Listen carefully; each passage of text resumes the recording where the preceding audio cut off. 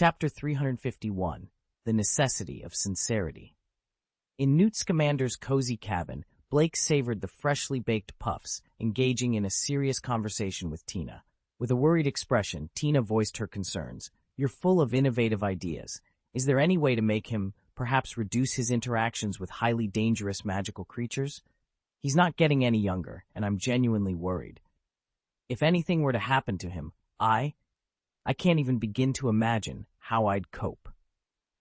For the first time, a shadow of sorrow crossed Tina's face. Over the years, death had claimed many of their acquaintances, leaving just the two of them for each other. The thought of losing Newt was unbearable to Tina, prompting her to reconsider her long-standing indulgence of his dangerous hobbies. "Even if it makes him unhappy, we need to find a way to keep him safe," she resolved. "There are a couple of steps we can take," Blake suggested. "Firstly, we need to redefine what limiting means. We shouldn't outright ban him from interacting with dangerous creatures, as that might only spur a rebellious streak. Instead, let him mentor others in caring for these creatures. He can offer guidance without being directly involved. This approach allows him to indulge his passion and pass on his knowledge to eager students," Blake continued, seeing Tina's hesitant look. "It's a safe compromise. After all, we don't want him taking unnecessary risks behind our backs, do we?" Tina nodded, understanding the logic, but still concerned. "And the second step?" "To divert his attention," Blake explained. "Find something new that can captivate him just as much as magical creatures do. Given Mr. Scamander's deep passion for magical zoology, this won't be easy. But you, who know him best, might have an idea of what else could capture his interest." Blake's suggestions offered no guarantees, but provided a new perspective on handling Newt's risky endeavors. Tina felt a glimmer of hope, a strategy to approach the stubborn yet introverted man she cared for deeply. As their conversation was about to continue, Blake received an unexpected notification from his system. A gold treasure chest filled with grievances had been credited to his account. This was unusual. Blake, who ran a magic shop among other ventures, was accustomed to receiving various treasure chests daily, typically filled with joy or excitement. However, a chest fueled by grievances was rare. Blake speculated on the source of this anomaly. Regularly at midnight, he received 3 bronze chests filled with hatred, likely from Voldemort, who viewed Blake as a traitor. Occasionally, silver and even gold chests appeared, marked by anger and resentment, possibly from Lockhart, now languishing in Azkaban. The Dementor's influence meant these emotions were dwindling over time. This particular chest of grievances stood out, a rare deviation from the usual emotions of joy, excitement, or hatred. It sparked Blake's curiosity, hinting at unresolved issues and deeper stories yet to be uncovered. Who could possibly hold a grudge against Blake? The thought struck him suddenly. Could it be that the fish pond was leaking? As he mulled over this possibility, Blake's sense of alertness heightened. While he appeared outwardly calm, sipping tea and nibbling on puffs in contemplation, his mind was racing. The sound of footsteps approached from outside the door, likely Newt returning with Nagini and the others from their excursion to the unnamed island. Blake maintained his composure, though internally he was in a state of panic. The door swung open, and Newt entered first, wearing an odd expression. He glanced at Blake and blinked conspicuously, as if trying to convey a silent message. Tina, puzzled by Newt's behavior, inquired, "What's wrong with your eyes?" There's sand. Yes, sand in my eyes from the wind," Newt stammered, a poor attempt at deception. Tina eyed him skeptically. She knew her husband was not the most convincing liar, yet something told her it was best not to probe further. Blake caught Newt's meaningful blink and immediately sensed trouble with the trio that had just returned. His gaze shifted to Nagini, whose kindness he could always count on, ruling her out as the source of any grievance. Luna, with her eyes twinkling like crescent moons, seemed equally unlikely to harbor any ill feelings. That left Hermione, whose tightly pursed lips mirrored Professor McGonagall's stern expression. Blake sighed internally and decided to test the waters. "Mrs. Scamander has prepared a variety of desserts. Please, come and have some. Most girls can't resist sweets," Blake announced, hoping to lighten the mood. Even Hermione, despite being a dentist's daughter, was not immune to the allure of desserts. Reluctantly, she accepted the offering, though her icy demeanor remained unchanged, sending a shiver down Blake's spine. Dealing with someone's silent treatment is always challenging, as it shuts down any avenue for communication and understanding. But Blake, ever the resourceful fish pond owner, was not one to give up easily. He needed to uncover the root of the problem. Recalling Newt's earlier hint, Blake realized he had a clue, but decided it wasn't the right moment to press for answers. Instead, he opted to probe Hermione's thoughts using a bit of legilimency, uncovering a mix of anger, grievance, and helplessness. Armed with this insight, Blake knew he had to address the issue head-on. After all, when managing a fish pond, one must not shy away from confrontation. Following their visit to the newly transformed zoo on the unnamed island, Newt showed them to a small independent house he had built for Blake and his friends. It was a thoughtful gesture, providing them with a place to stay during their visit. Newt, understanding that Blake had other matters to attend to, left them to settle in. As the day wound down, Luna ventured out to explore more of the island, and Nagini joined Tina to assist with dinner preparations. This left Blake and Hermione alone in the house, a perfect opportunity for a heart-to-heart. Blake approached Hermione's door and knocked gently. "Hermione, have you had a chance to rest?" he inquired. "Yes, I'm just taking a break," Hermione responded from within her room. Blake hesitated, realizing this was not a typical situation. He knew better than to assume she would simply open up about her feelings. Hermione hesitated at the door, her voice tinged with exhaustion. "It's better not to. I'm a little tired," she said. Blake, feeling a mix of helplessness and concern, replied, "Okay, then, you can rest." He understood that if Hermione wasn't ready to talk, pushing her wouldn't help. Just as he turned to leave, hoping for a better opportunity in the future, the door creaked open. Hermione, avoiding Blake's gaze, softly invited him in. "Come in. Maybe. We can rest after talking." Despite her initial reluctance, she couldn't bear to turn him away. Deep down, she felt a conversation was overdue. Blake stepped into her room, his presence filling the space. "What's on your mind?" he asked gently. Hermione, her voice barely above a whisper, admitted, I noticed you seemed upset earlier. I wanted to ask if it's because—" "Did you know about that?" Blake started, his words trailing off, filled with hesitation. "What do you think I know?" Hermione asked, this time meeting his eyes with a newfound bravery. "Well, last time I was away for several days, I told you and Cassandra I was searching for alchemy materials." Blake began, only to be interrupted by Hermione. "I know you were lying to us," she said quietly, her gaze steady. "You actually went to search for magical creatures with Luna and the others, didn't you?" Blake was taken aback by her understanding. "Actually, you didn't do anything wrong. Really. I'm just your friend. You're under no obligation to share every detail with me. But I just—" Hermione's voice faltered, her emotions getting the better of her. Blake wasn't hers to claim, and she had no right to demand his whereabouts or companions. Yet, acknowledging this did little to ease her sadness. She felt excluded, a feeling all too familiar for someone who had struggled with loneliness. Blake remained silent for a moment, contemplating his next words carefully. "Do you want to know what I think?" he finally asked, choosing to be honest.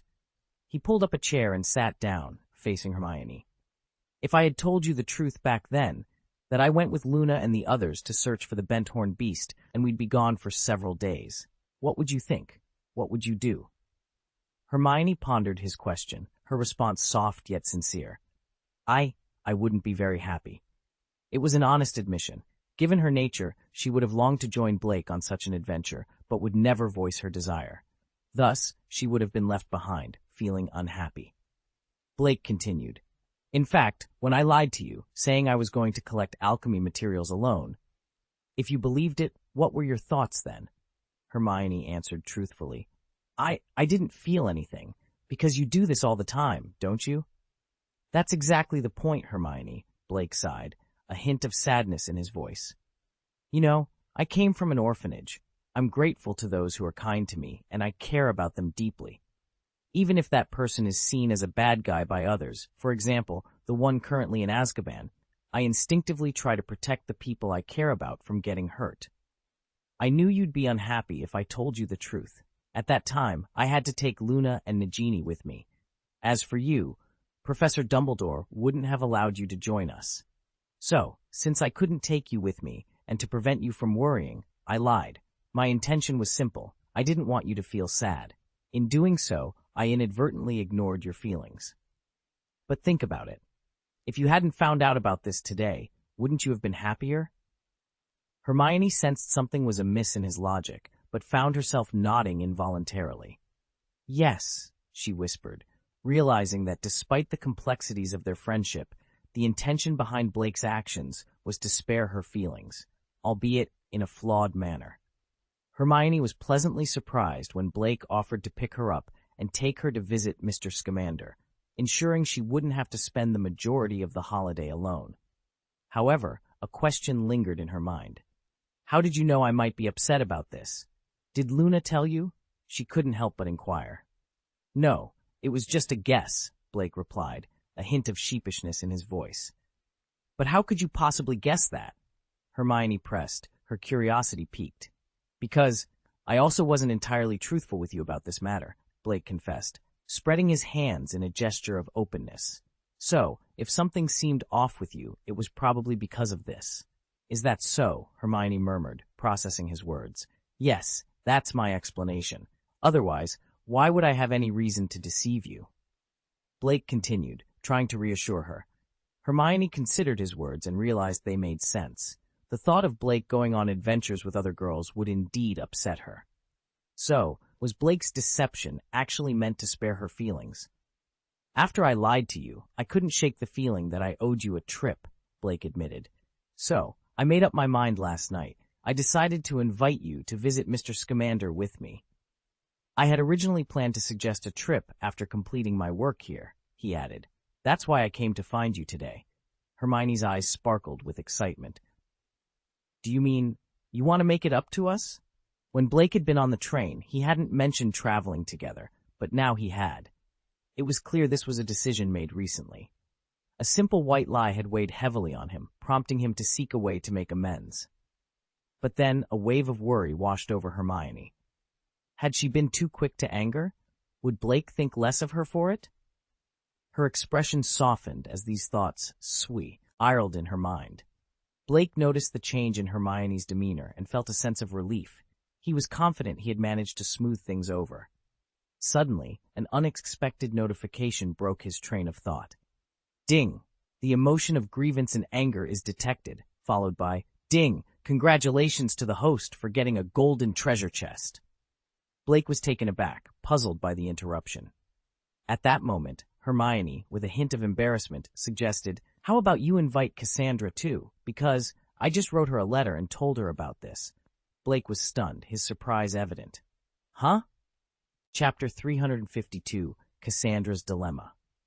Blake, with a hint of mischief in his voice, remarked, Initially, everyone was content, but now look, he held up 2 fingers. 2 people are unhappy. Hermione, feeling wronged, retorted, This isn't my fault. Who told you to deceive us? I'm not trying to blame you, she stammered, her frustration evident. Blake, sensing the tension, quickly changed the subject. I'd better go fetch her before she ends up in Godric's Valley. I promised I'd wait for her at home. If she discovers I'm not there. He trailed off, concern lacing his voice about her potent weather spells. With that, he hurried out the door, leaving Hermione to ponder her regret in telling Cassandra, fearing the consequences of her actions. Cassandra was seething. The root of her anger wasn't the fact that Blake had lied to her. After all, she had grown accustomed to his deceitful nature and, paradoxically, found his bad boy persona endearing. What truly upset her was that Blake had chosen to take Hermione out, leaving her feeling sidelined and inferior.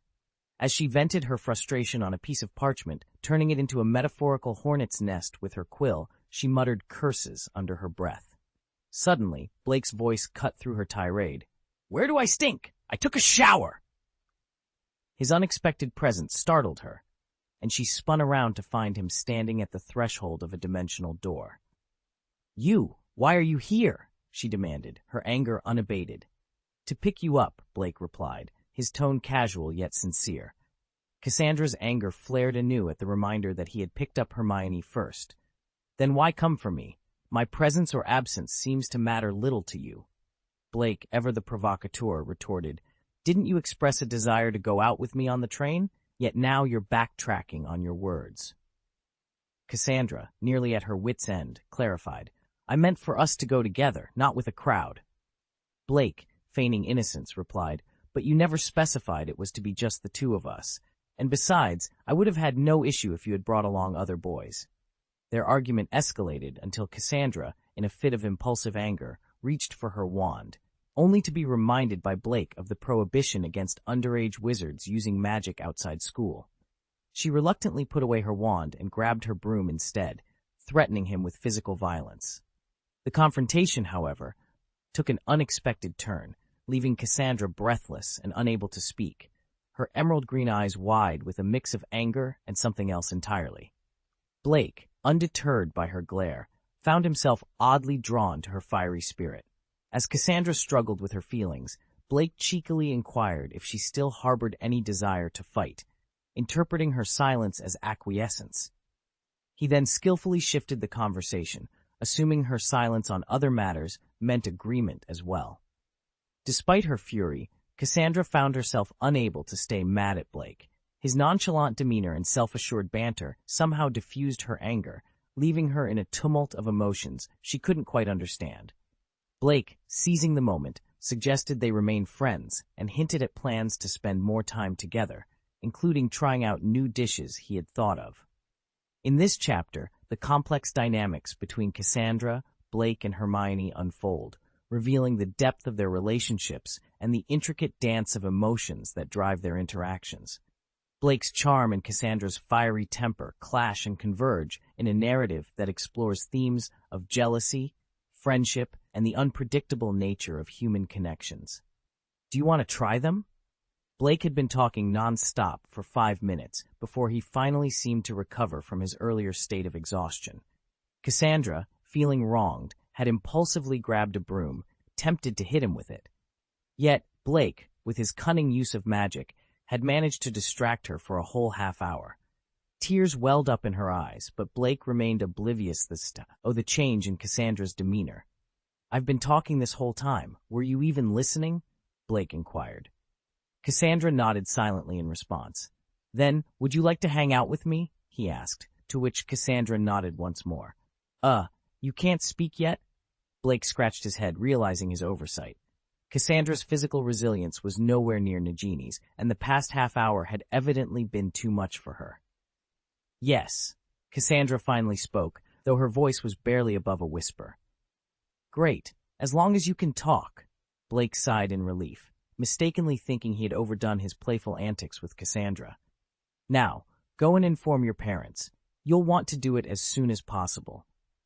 Blake didn't mention that in a few days, the escape of Sirius Black from prison would throw the wizarding world into chaos, making it impossible for Cassandra to leave her home. As Blake turned to leave, Cassandra tugged at his sleeve, giving him a look of such pitifulness that he found it unbearable. What's wrong? Did I do something to upset you? Blake asked, concerned. Cassandra tugged on his sleeve again, motioning for him to lean closer. Hesitantly, Blake did so, only for Cassandra to whisper in his ear, that magic of yours, can you use it on me for another half hour? I still want. By the time Blake returned to his room on Nameless Island through the dimensional door, he was sweating profusely, feeling as though Cassandra had activated some bizarre switch within him. The situation had become increasingly peculiar, especially since Cassandra had fallen asleep from exhaustion, allowing Blake to make his escape. Reflecting on Cassandra's seductive request, Blake muttered to himself, "It's so dangerous out there. Boys must protect themselves." Upon exiting his room, Blake encountered Hermione, who was just about to leave. Noticing her immediate change in demeanor upon seeing him alone, Blake quickly explained, "She'll come, but she's a bit tired today. She won't be able to make it until tomorrow." Hermione's spirits, which had momentarily lifted, plummeted once again. However, Blake couldn't be blamed. He had gone to fetch Cassandra at her own behest. Meanwhile, at Worley Manor, Mrs. Worley knocked on Cassandra's door, announcing, "Cassandra, it's time to eat." Receiving no response, she found it odd, as Cassandra should have been in her room. "Cassandra?" she called again before deciding to enter. The door was unlocked, and upon entering, Mrs. Worley found Cassandra in light pajamas, asleep and sweating, with a faint blush on her cheeks and a slight smile on her lips, as if she were dreaming of the happiest thing in the world. Back with Blake, he observed the master ball in his hand, which was no longer struggling. The red gem on top had turned green again, indicating that the magical creature inside had successfully learned a new skill from its dream, a rare and exciting development that Blake had almost forgotten was possible with the master ball's capabilities. In the secluded area, once designated by Newt for the containment of dangerous magical creatures, Blake was preparing to introduce a new inhabitant. This space, now on the verge of becoming a zoo, still held a special reservation for Blake's use, thanks to Newt's consideration. The creatures housed here were of a nature that discouraged casual visitors, providing Blake with the privacy he needed for his latest endeavor. With a decisive motion, Blake activated the master ball, releasing its occupant into the open. "Come out, Big Bear," he announced. The ball opened with a pop, and a fiery red giant bear materialized, landing heavily on the ground. It surveyed its surroundings, searching for potential threats, but finding none, it turned its attention to Blake. Blake, meanwhile, was engrossed in reviewing the information page for Xiongda, the bear, curious about any special abilities it might possess. His eyes caught an additional entry in the skill section, transformation. Puzzled, he looked up at Xiongda, who returned his gaze with an innocent expression. Transformation means to change form, Blake mused aloud, wondering about the practicality of such a skill. "Can you demonstrate?" he asked. Xiongda nodded, standing upright before scratching its head thoughtfully. Suddenly, a thick black mist enveloped the bear, obscuring it from view. Blake stepped back, watching intently as the mist began to dissipate, revealing a startling transformation. Xiongda had shrunk in size and now sported a bear's head atop a humanoid body. "Are you kidding me? A bare-headed man?" Blake exclaimed, circling the transformed creature in astonishment. Xiongda, now looking down at his new form, cleared his throat and attempted to speak. "Ah! Ah!" he vocalized, surprised at his own ability to articulate words. "I didn't expect to retain the ability to speak after returning from the dream," Xiongda remarked. Blake was taken aback. "You can speak now?" "Yes, boss. In that dream, I encountered a druid who could transform just like that formidable figure from before. He even tried to make me his pet, but I managed to subdue him. Interestingly, he could communicate with me effortlessly, even in my bear form. It was from him that I learned this transformation skill," Xiongda explained. Blake was astounded by the revelation. "So you've become a sort of human druid now?" he asked, trying to grasp the concept. "Not exactly. I can't fully transform into a human, but this form grants me greater strength, and importantly, I can speak your language, boss," Xiongda clarified. Blake was bemused. "Speaking human language isn't that remarkable to me, you know. But does this mean you have the ability to transform into other creatures as well?"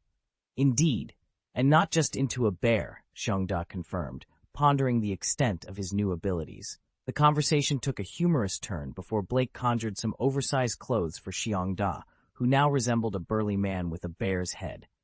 "How long can you maintain this form?" Blake inquired. "As long as I wish, without reverting back," Xiongda replied, now more comfortable in his humanoid appearance. This development opened up new possibilities for Blake and his magical menagerie, hinting at adventures and challenges yet to come.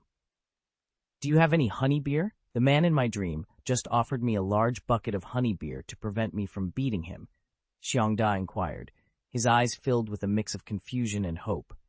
Blake raised an eyebrow, his expression turning slightly stern. "Why? Are you planning to beat me up?" "No, of course not, boss. I will always be grateful for your kindness in saving me after I escaped from the circus," Xiongda quickly clarified, his tone brimming with sincerity. "I'm a druid, Xiongda," Blake reminded him gently, trying to steer the conversation back to a more serious note. Xiongda nodded, his large eyes reflecting a childlike innocence. "So, boss, when will you help me find Xiong-er? You promised to help me find him." Blake couldn't help but smile at Xiongda's naivety and earnestness. "We'll find Xiong-er, don't worry, but first, let's focus on getting you settled and maybe finding some of that honey beer for you." Xiongda's face lit up at the mention of honey beer, and he nodded eagerly, his worries momentarily forgotten. Blake watched him, a sense of responsibility settling in his heart. He knew he had made a promise, and he intended to keep it. Chapter 53, A Bear's Transformation and a Quest for Love. Blake firmly rejected Xiongda's request for assistance in finding a partner. Xiong must embark on this journey himself, Blake stated, emphasizing the importance of personal choice in matters of the heart. You must understand that love cannot be forced. A marriage without love is bound to be unhappy. Xiongda, scratching his head in confusion, muttered, I suspect you're deceiving us, yet I lack the evidence to prove it. But, even if the melon isn't sweet, as long as it quenches thirst, it's enough. Blake, rubbing his chin thoughtfully, remarked, It's no wonder some muggles believe in neutering pets at a certain age. There might be wisdom in that. Xiongda shuddered at the thought, his fear palpable. You're just trying to scare me, right? He asked, seeking reassurance. Don't worry, I'm not versed in that particular skill, Blake responded, patting the bear's broad shoulder comfortingly. Xiongda, visibly relieved, patted his chest and took a deep breath. That's a relief. But it's not like you couldn't learn if it proved useful, he added, his face contorting into a grimace. Ah, I see you've realized the importance of taking initiative, Blake said, pleased with Xiongda's change in attitude. He observed Xiongda's unique appearance, noting how, aside from his head, the bear's form closely resembled that of a human. Given your current form, there's no need for you to return to the Master Ball. You're free to stay outside and search for Xiong'er. Xiongda's face lit up with joy, a remarkable feat for a bear. I knew you cared, boss, he said, expressing his preference for the outside world over the comfortable but confining dream state of the Master Ball. However, regarding your appearance, Blake pondered, you should remain on the island for now. I'll think of a solution. Blake valued Xiongda not just as a magical creature, but as a partner who had been with him from the beginning. Xiongda's evolution from an ordinary animal into a magical one held significant research value for Blake, particularly in the field of biological studies. Newt, having spent over an hour studying Xiongda, was puzzled about the bear's unique species. So, you taught a bear to transform? He asked Blake, seeking clarification on the bear's ability to shift between human and bear forms. Blake, enjoying Tina's special cake, casually confirmed, yes, he learned to transform on his own. However, as you can see, his mastery of the transformation technique is imperfect. Newt, still confused, noted, but he speaks like a human? Blake explained, just as a wizard's animagus can communicate with animals of the same species, so can Xiongda. So, Xiongda is an animagus bear capable of transforming into a human? Newt asked, trying to grasp the concept. Exactly, Blake confirmed, offering the only plausible explanation that made sense to everyone. Though Blake couldn't fully explain the workings of the system Master Ball, the truth was that Xiongda had indeed learned to transform, likely with Blake's guidance. As the research concluded, Xiongda, who had been sitting obediently on a large wooden stake, eagerly requested something to drink. Do you have any honey beer? I'm quite thirsty, he asked Newt, hoping to quench his thirst after the long discussion. Newt didn't have honey beer, but he offered honey water instead, piquing his curiosity about Xiongda. Having spent most of his life among magical creatures, Newt found it extraordinary to converse directly with one. Xiongda's intelligence, especially his ability to transform his body, was astonishing to Newt, a skill many wizards struggled to master. Honey, that's wonderful.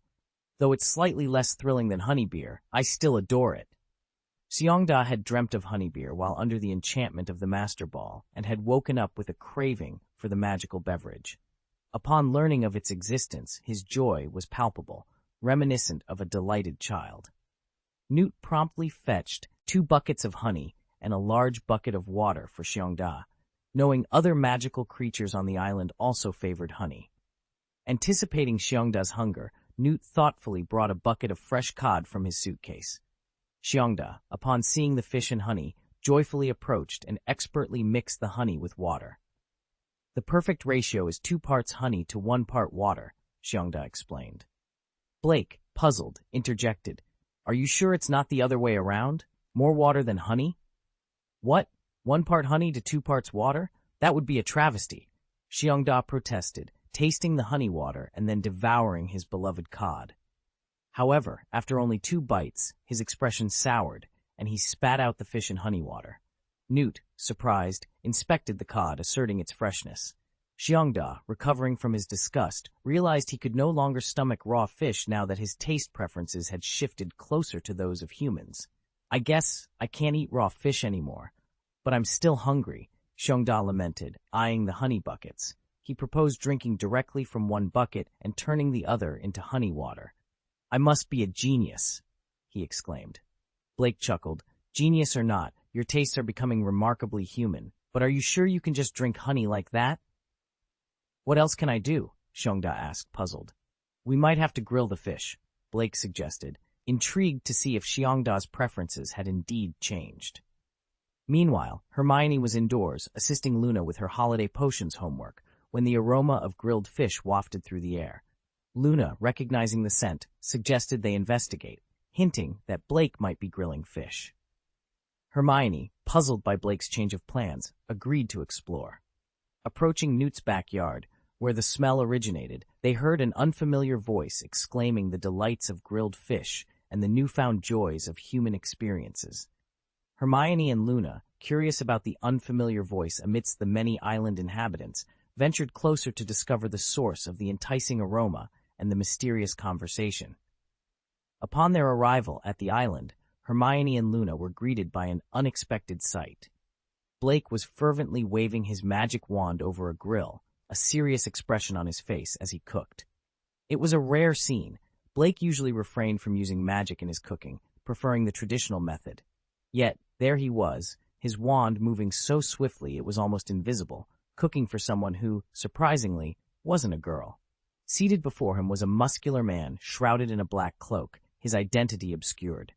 Beside them, Newt Scamander sat, observing the scene with interest as empty barrels piled at his feet and a table laden with signs stood nearby.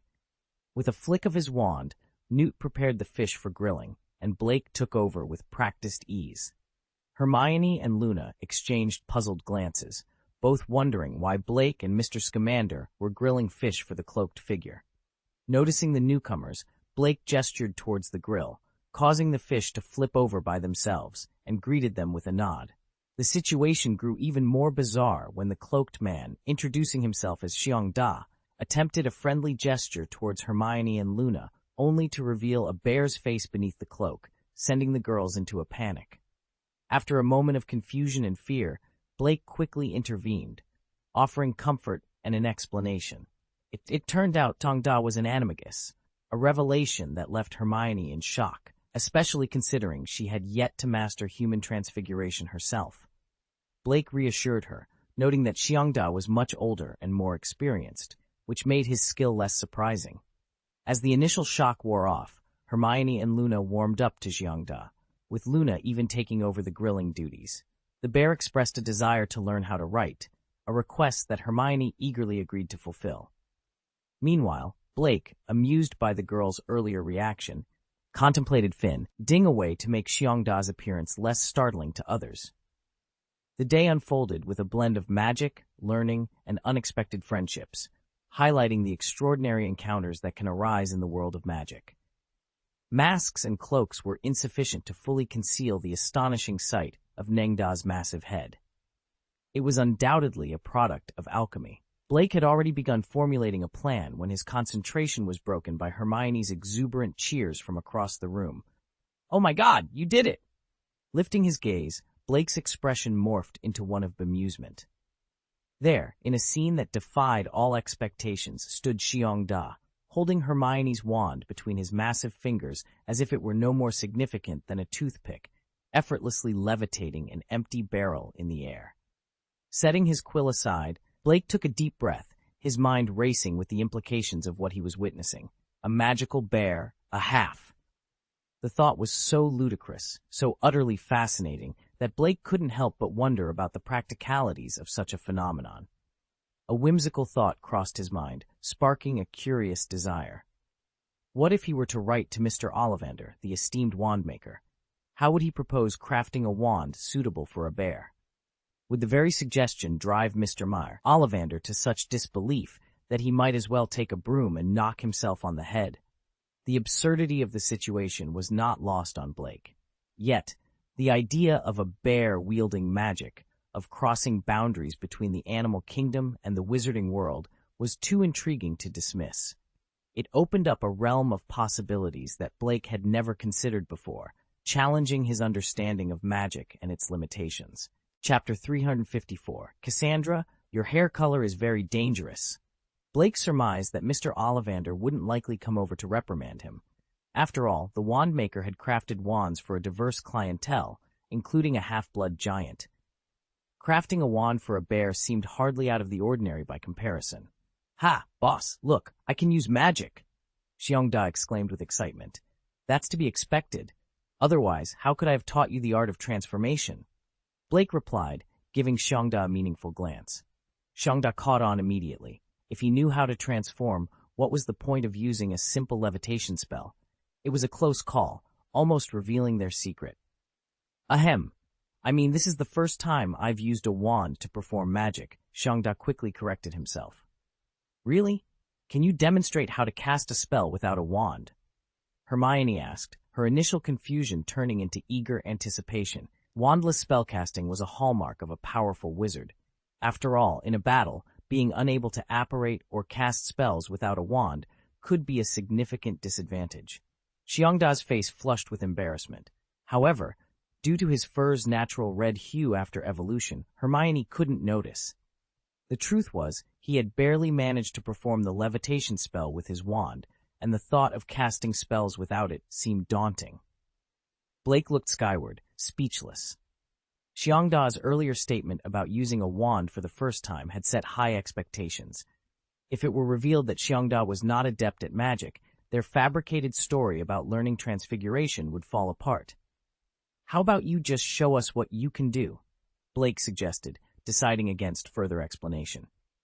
If Xiongda couldn't cast a spell without a wand, there was no point in making excuses. Feeling his boss's gaze, Xiongda had no choice but to attempt the spell. He focused on an empty bucket on the ground, hoping for success to avoid any unpleasant consequences. "Stand up," he commanded. Whoosh! The bucket soared into the air, much to Xiongda's relief. However, remembering Blake's watchful eye, he quickly subdued his excitement. "Ahem, I wasn't quite accustomed to the wand earlier. Now, casting spells without it, I realize I might be exerting too much force," Xiongda explained, his successful spell casting, making him adopt a demeanor similar to Blake's. Blake, witnessing Xiongda's performance, silently withdrew his hand from his wand, almost offering assistance. He marveled at the world's magic, which seemed to respond to strong emotions or desires, allowing even magical creatures to perform spells they struggled with. This world's magic. It's like it can fulfill any wish if the desire is strong enough, Blake mused, likening it to a wand that granted wishes. Hermione, noticing Blake lost in thought, waved her hand in front of him to catch his attention. "Hey, weren't you supposed to pick someone up?" "Who are we picking up?"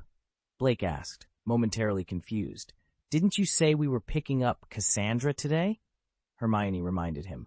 "Oh no, I completely forgot," Blake exclaimed, slapping his forehead before dashing off. Hermione watched Blake's retreating figure, a mix of shock and regret on her face. She couldn't help but wish she hadn't reminded him. As Blake hurried on his way, the adventure continued, with each character's unique abilities and quirks adding depth to their magical journey. Upon peeking through the dimensional door into Cassandra's room, Blake was met with a sharp knife pressed against his neck, causing his face to pale instantly. "Cassandra, it's not wise to put that thing near your neck," he cautioned. "You promised to pick me up today. I've been looking forward to it all night, and then—" Cassandra's voice was calm, but the knife at Blake's neck shifted threateningly. "I waited all day, but you never showed up. Did you forget about me?" Hearing Cassandra's tone, Blake's face lost even more color. He had indeed forgotten. But admitting the "T directly" was not an option, lest he face consequences worse than those meted out by Brother Cheng. There was a little accident," Blake stammered, awkwardly maintaining the dimensional door open as he scratched at his neck, the knife still in place. "Oh, what kind of accident?" Cassandra's voice followed him, curiosity laced with a hint of suspicion. "Well, It's actually quite unbelievable. A bear I've been raising learned how to transform and turned into a bear man, Blake confessed, immediately realizing how absurd his explanation sounded. Even Newt, who had witnessed the event, had doubted his own sanity. Cassandra's hand trembled, and Blake felt a sting on his neck. "You're just making up lies to deceive me," she accused. "Just like Mom said, all men are liars. Once you get what you want, you stop cherishing it. The more handsome a boy is, the more likely he is to lie." Blake was internally baffled by her logic. How had he suddenly become the villain in her narrative? Yet he kept his composure, knowing he needed to steer Cassandra away from her growing distrust. "Listen, I'm telling the truth. If you don't believe me, come see for yourself. If I'm lying, you can do whatever you want to me." "You're still trying to lie to me. I don't believe it." "Ah!" Cassandra started, but before she could finish, Blake grabbed her wrist, leading to an unexpected turn of events. 5 minutes later, Cassandra was draped over Blake's shoulder, her body relaxed. "Why did you finish so quickly today?" she whispered into his ear, her words laced with a mix of accusation and disappointment. Blake was taken aback by her comment. "I think there's been a misunderstanding. My magic is actually used for massage. I didn't do anything inappropriate." Cassandra sighed, her tone tinged with disappointment. "Is that so? Then, will you still give me massages in the future, or do I need to threaten you with a knife again?" Blake gently pushed Cassandra away to look her in the eyes. "Cassandra, do you like me?" he asked directly. Cassandra's cheeks flushed instantly, her reaction betraying her earlier denial. Who said I like you? I didn't. I just agreed to go out with you. Don't misunderstand. I don't like a fool like you." She broke away from Blake's grasp, too embarrassed to face him. Blake spread his hands in resignation. "Okay, it seems I misunderstood," he said, though his tone suggested he knew better. "So you don't like me then?" Cassandra's mixed signals and fiery hair color left Blake pondering the complexities of wizard biology and the unpredictable nature of relationships. "Act normal," Blake said with a hint of regret. "I almost thought you liked me." Cassandra responded sharply. "I am acting normal." Although she appeared calm on the surface, internally, she was filled with regret. After hearing the regret in Blake's tone following her denial, she couldn't help but wonder if admitting her feelings could have changed the outcome. Could she have outshone the competition? Was it too late to confess her feelings now? "Are you ready?" Blake asked casually. Cassandra's response was barely audible, like the buzz of a mosquito. "When you're ready, let's set off," Blake said with a smile, opening the door to the dimension once again and stepping forward. Cassandra watched Blake's back, wishing she could slap some sense into herself. She had missed her chance and she knew it. As Blake turned around, he noticed Cassandra still holding a knife in her hand. "Ahem. My sister, I'm thrilled you're joining me on this adventure, but perhaps it's best not to bring a knife along," he said, taking the knife from her and tossing it back into her room. "Let's keep the yandere tendencies at bay, shall we?" Cassandra, flustered, offered no resistance. Upon exiting the dimension door, they were greeted by Xiongda, who immediately requested, "Boss, why don't you order some honey beer for me? This honey water is almost gone." Cassandra was taken aback by the sight of the bear man before her, sipping honey, water, and enjoying grilled fish. Blake had chosen this destination specifically to prove he hadn't misled Cassandra. "Honey beer? My dad has a few barrels stashed away. I can fetch them," Cassandra offered, surprised by the bear man's appearance but not frightened, thanks to Blake's presence. "Really? That's wonderful. Thank you, you're such a kind girl," Xiongda exclaimed, delighted at the prospect of honey beer. Blake hesitated. "Cassandra, I'm not sure that's a good idea. Your father's wine is a hidden treasure." "It's fine. It's just a few barrels. My father won't mind," Cassandra reassured him, picking up Blake's large suitcase and heading back to Worley Manor. Blake, feeling a bit anxious, remarked, "Actually, there's no need for such a big case." More than 10 minutes later, as Xiongda happily sipped his honey beer, Blake noticed the souvenir logo on the barrel and winced. "Is this really okay?" "Don't worry, the wine isn't worth much. It's not about the value, but the sentiment," Cassandra assured him, hoping her father would forgive this small transgression. "By the way, did you tell your dad you were going out today?" Blake inquired. Cassandra, caught off guard, admitted, I Forgot to mention it. Blake sighed, foreseeing the trouble ahead. By now, your father probably knows you're missing. I suppose he's already looking for an auror, Cassandra said sheepishly. What should we do? She asked. Blake sighed again. There's not much we can do. I'll have to explain it to your father. Otherwise, he might think I've kidnapped you and throw me into Azkaban. Cassandra, concerned, suggested, I should go back myself. I can't let you face this alone. Meanwhile, Xiongda, who had been quietly observing the exchange while enjoying his honey beer, nodded to himself, recognizing the strategy at play. Use retreat to advance. The void is the reality. Reality is the void, he mused, appreciating the complexity of human interactions. Blake and Cassandra managed to avoid a scolding, miraculously. Their escape from punishment was solely because Mr. Worley was not at home. Mrs. Worley, who was the only one present, responded to Cassandra's plea with a single piece of advice: be safe. As they parted, Mrs. Worley gave Cassandra a meaningful look, which sent a wave of panic through her. Does Mom know something? She wondered. What does she mean by be safe? Cassandra's departure was timely, for the very next morning, Blake stumbled upon a startling headline in the latest issue of the Daily Prophet. The front page featured a photo of a disheveled man, looking wild and holding a sign, his expression one of fervent madness. The headline screamed, "You know whose most loyal follower, Sirius Black, escapes from prison."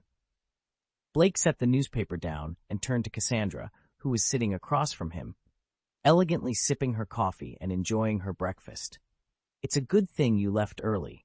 Otherwise, your father would never have allowed you to leave, he remarked. Cassandra, intrigued, took the newspaper from him and read the headline, her surprise evident. Who is this person? This is the first time I've heard of someone escaping from Azkaban. Tina, who had just arrived at the dining table with a pot of hot tea, chimed in. He is the last male heir of the Black family. I heard he was once the best friend of Harry Potter's parents. However, he betrayed them to a mysterious man, leading to Harry Potter becoming an orphan. Then, he caused an explosion in a street, killing many muggles and another good friend of his, Peter Pettigrew.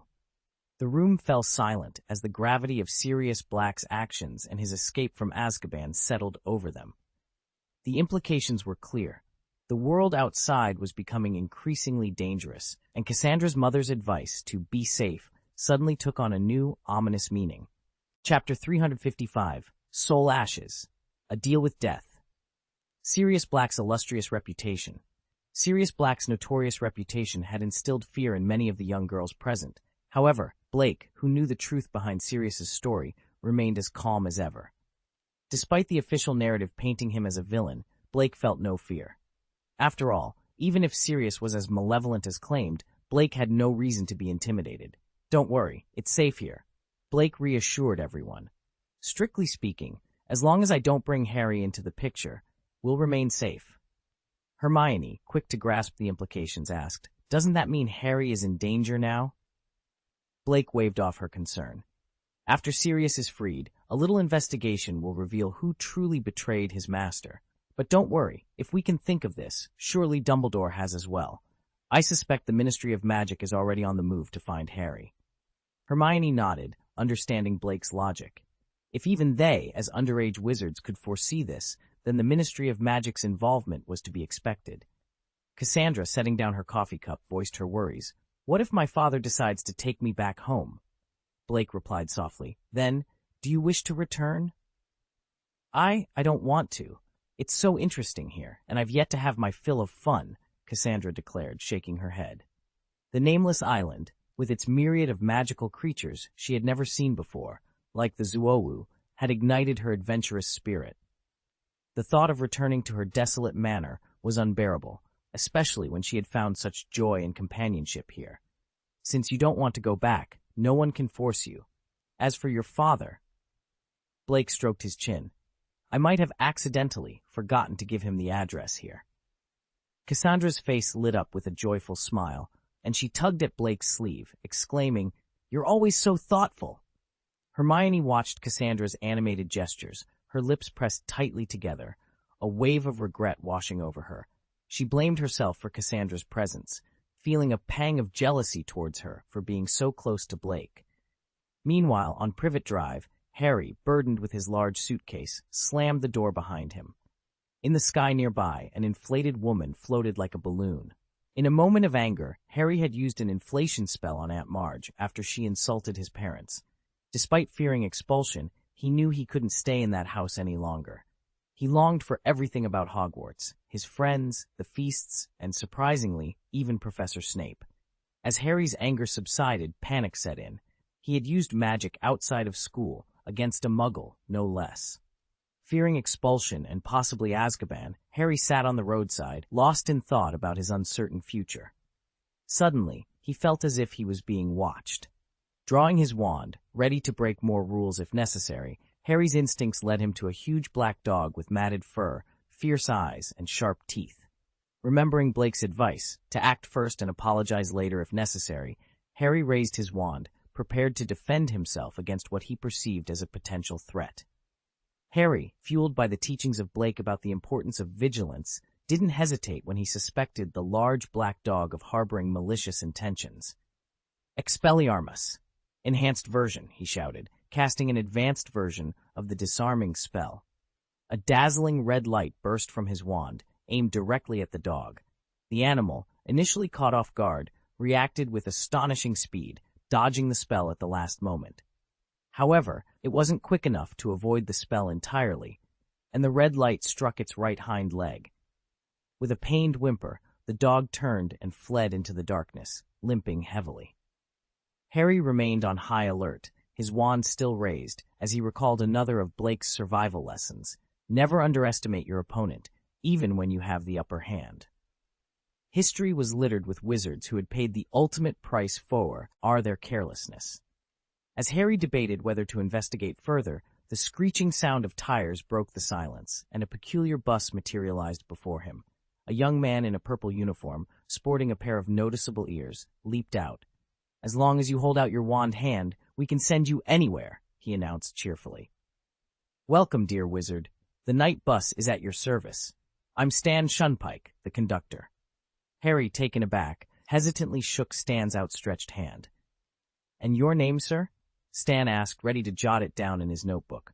My name is Neville Longbottom," Harry replied, using a pseudonym. Meanwhile, the large black dog, now revealed to be Sirius in his animagus form, struggled into a secluded cave, nursing his injured leg.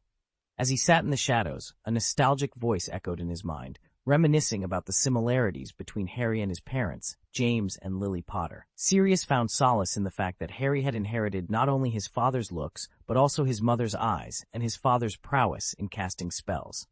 As Sirius's escape from Azkaban stirred unrest in the British wizarding world, Blake and his friends, including Newt Scamander, remained largely unaffected on their secluded island. The only inconvenience they faced was the delayed opening of their zoo, as the wizarding community was gripped by fear and uncertainty. However, both Newt and Blake were confident that the situation would soon be resolved, with Newt placing his trust in Dumbledore and Blake aware of Sirius's innocence. In the meantime, Blake and Newt dedicated themselves to the care of magical creatures, with Xiongda, a magical bear, in tow. Blake had crafted an alchemy cloak for Xiongda, allowing him to interact with people without revealing his true form. The cloak, which adapted to his shape and allowed him to eat without hindrance, was a perfect solution for maintaining his anonymity.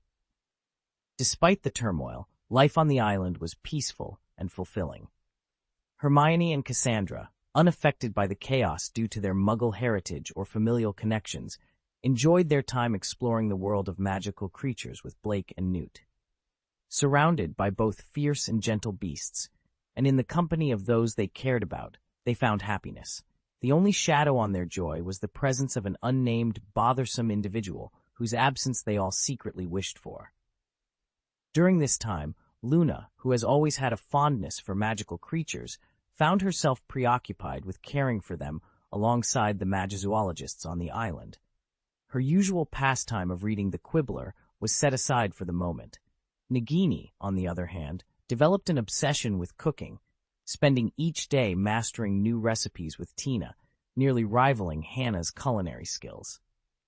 It was a period of joy and contentment for Blake and his friends, a stark contrast to the days that followed Snape's unexpected arrival.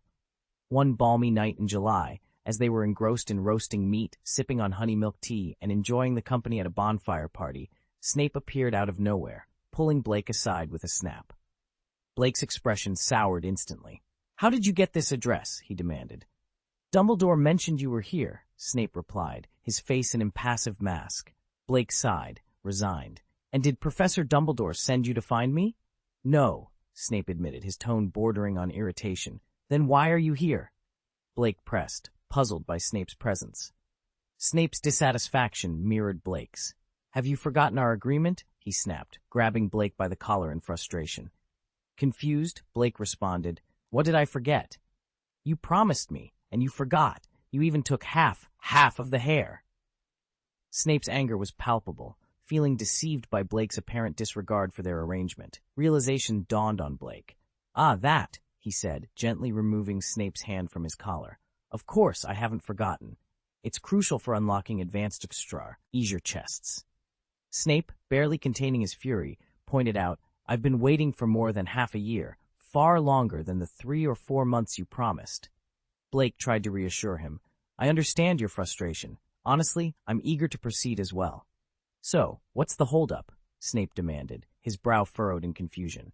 Blake explained, "The challenge lies in creating a person using biotechnology. It's far more complex than I anticipated." Snape inquired about the missing components. Blake crossed his arms, revealing, "We need a bit of soul ash." "Soul ash?" Snape frowned, puzzled by the term. Blake elaborated, "It's the residue left after a soul is burned." This discovery revealed that human souls and those of magical creatures differ significantly. To birth a soul from a body, a form of sacrifice is necessary. It's a trade with the god of death, essential for the creation process. We're not aiming to clone a soulless body, after all. Snape, now visibly anxious, pressed for details on acquiring soul ash. Blake outlined the process. It involves igniting the soul with specific flames, such as Lee fire or Goobelei fairy fire. When individuals perish from these flames, their souls might fail to transition smoothly to the afterlife. These trapped souls are instantly consumed by the flames, leaving behind soul ash.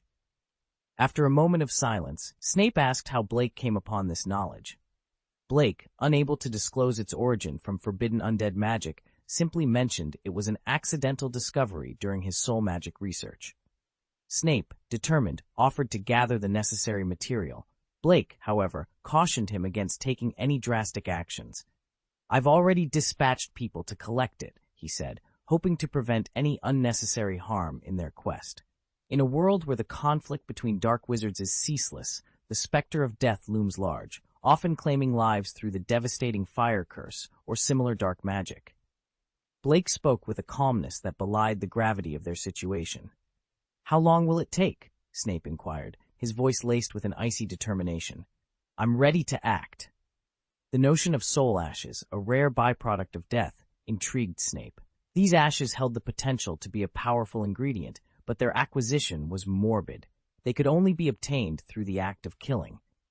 "As long as you're willing to take lives, the ashes will inevitably be yours," Blake explained. For someone like Blake, who harbored reservations about killing, waiting indefinitely for these ashes seemed impractical. Snape, growing impatient, pressed for details. "Describe this material to me and explain how it can be collected." His resolve to confront the dark wizards was palpable. Blake regarded Snape with a thoughtful gaze, pondering the trustworthiness of his companion. "Can I trust you, Severus?" he asked. "At least, you can trust me in this matter," Snape assured him. "All right," Blake conceded, revealing a hint of a plan forming in his mind. "I don't intend to sit idly by forever." He produced a bottle of newly purchased mead and offered it to Snape as a gesture of camaraderie. "I've been devising a strategy, one I plan to set in motion within a few days. Would you be interested in joining me? P.S. The display of a broken knife is no longer an option." Chapter 356. Wait. "When did I get on the pirate ship?" "You know I'd be interested," Snape stated decisively. $7. Before Snape could process the situation, Blake had already dragged him through a dimensional door. When Snape regained his bearings, he found himself atop a mountain, surrounded by a breathtaking view of stars above and clouds beneath his feet. Even someone as stoic as Snape couldn't suppress a shiver of unease. Your magic. Snape was astounded by the dimensional gate's magic, no matter how many times he witnessed it. What's wrong? Do you want to learn? It's not impossible. Blake teased, a sly grin playing on his lips. No, I'm not interested. Snape quickly refused, his voice firm. Despite his words, Snape couldn't deny his curiosity. However, he knew that learning such magic from Blake would come at a price too steep to consider. In his eyes, Blake's prowess was comparable to, if not surpassing, that of Voldemort in his youth. Unlike Voldemort, Blake had managed to deceive even Dumbledore. Oh, it's such powerful magic. It's a pity you don't want to learn, Blake remarked, his smile seemingly innocent, yet chilling to Snape. Eager to change the subject, Snape pressed, "Let's get down to business. What's your plan?" Blake responded with a casual snap of his fingers. 303. Soon after, footsteps approached through the mist that enveloped the mountain's peak. Snape turned to see a woman emerging from the fog. He recognized her from previous encounters related to biological experiments and the Lockhart case. Despite his familiarity, Snape's grip on his wand tightened, sensing an underlying danger. "Agatha, good evening. I hope I'm not disturbing you by seeking you out so late," Blake greeted the woman warmly.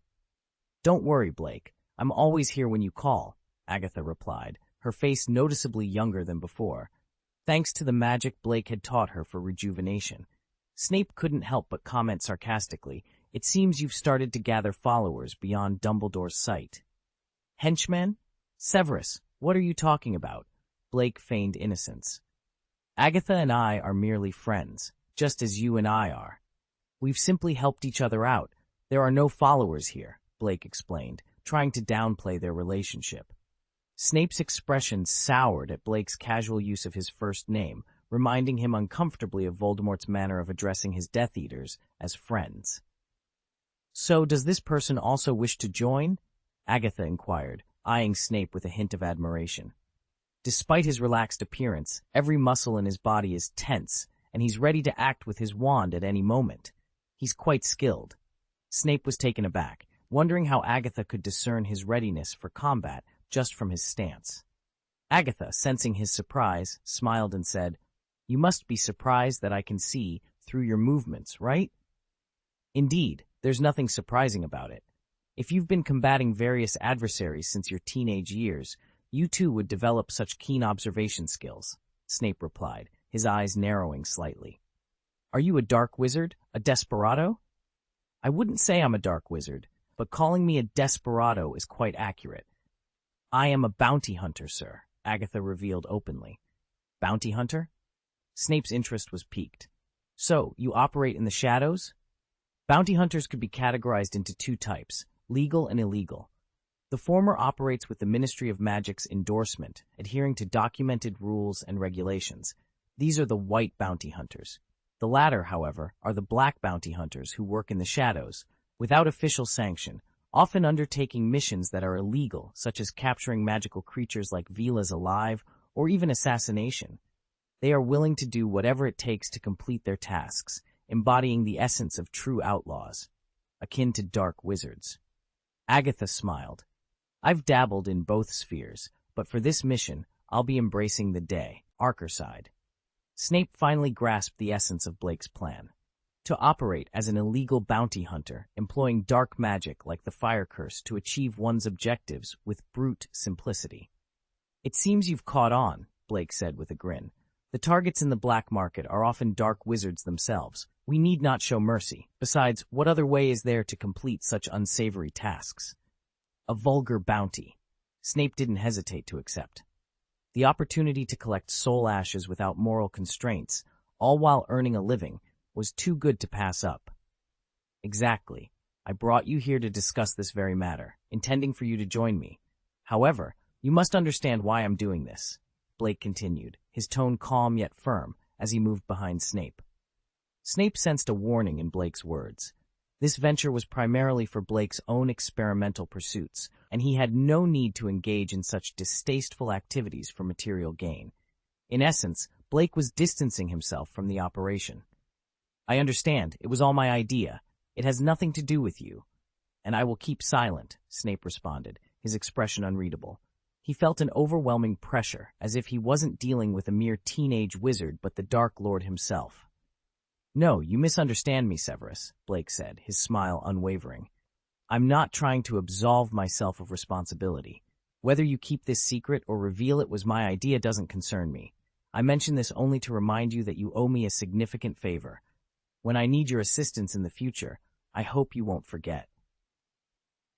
Snape was taken aback. Blake's approach was unconventional. He seemed unconcerned about the potential fallout with Dumbledore or tarnishing the image he had cultivated.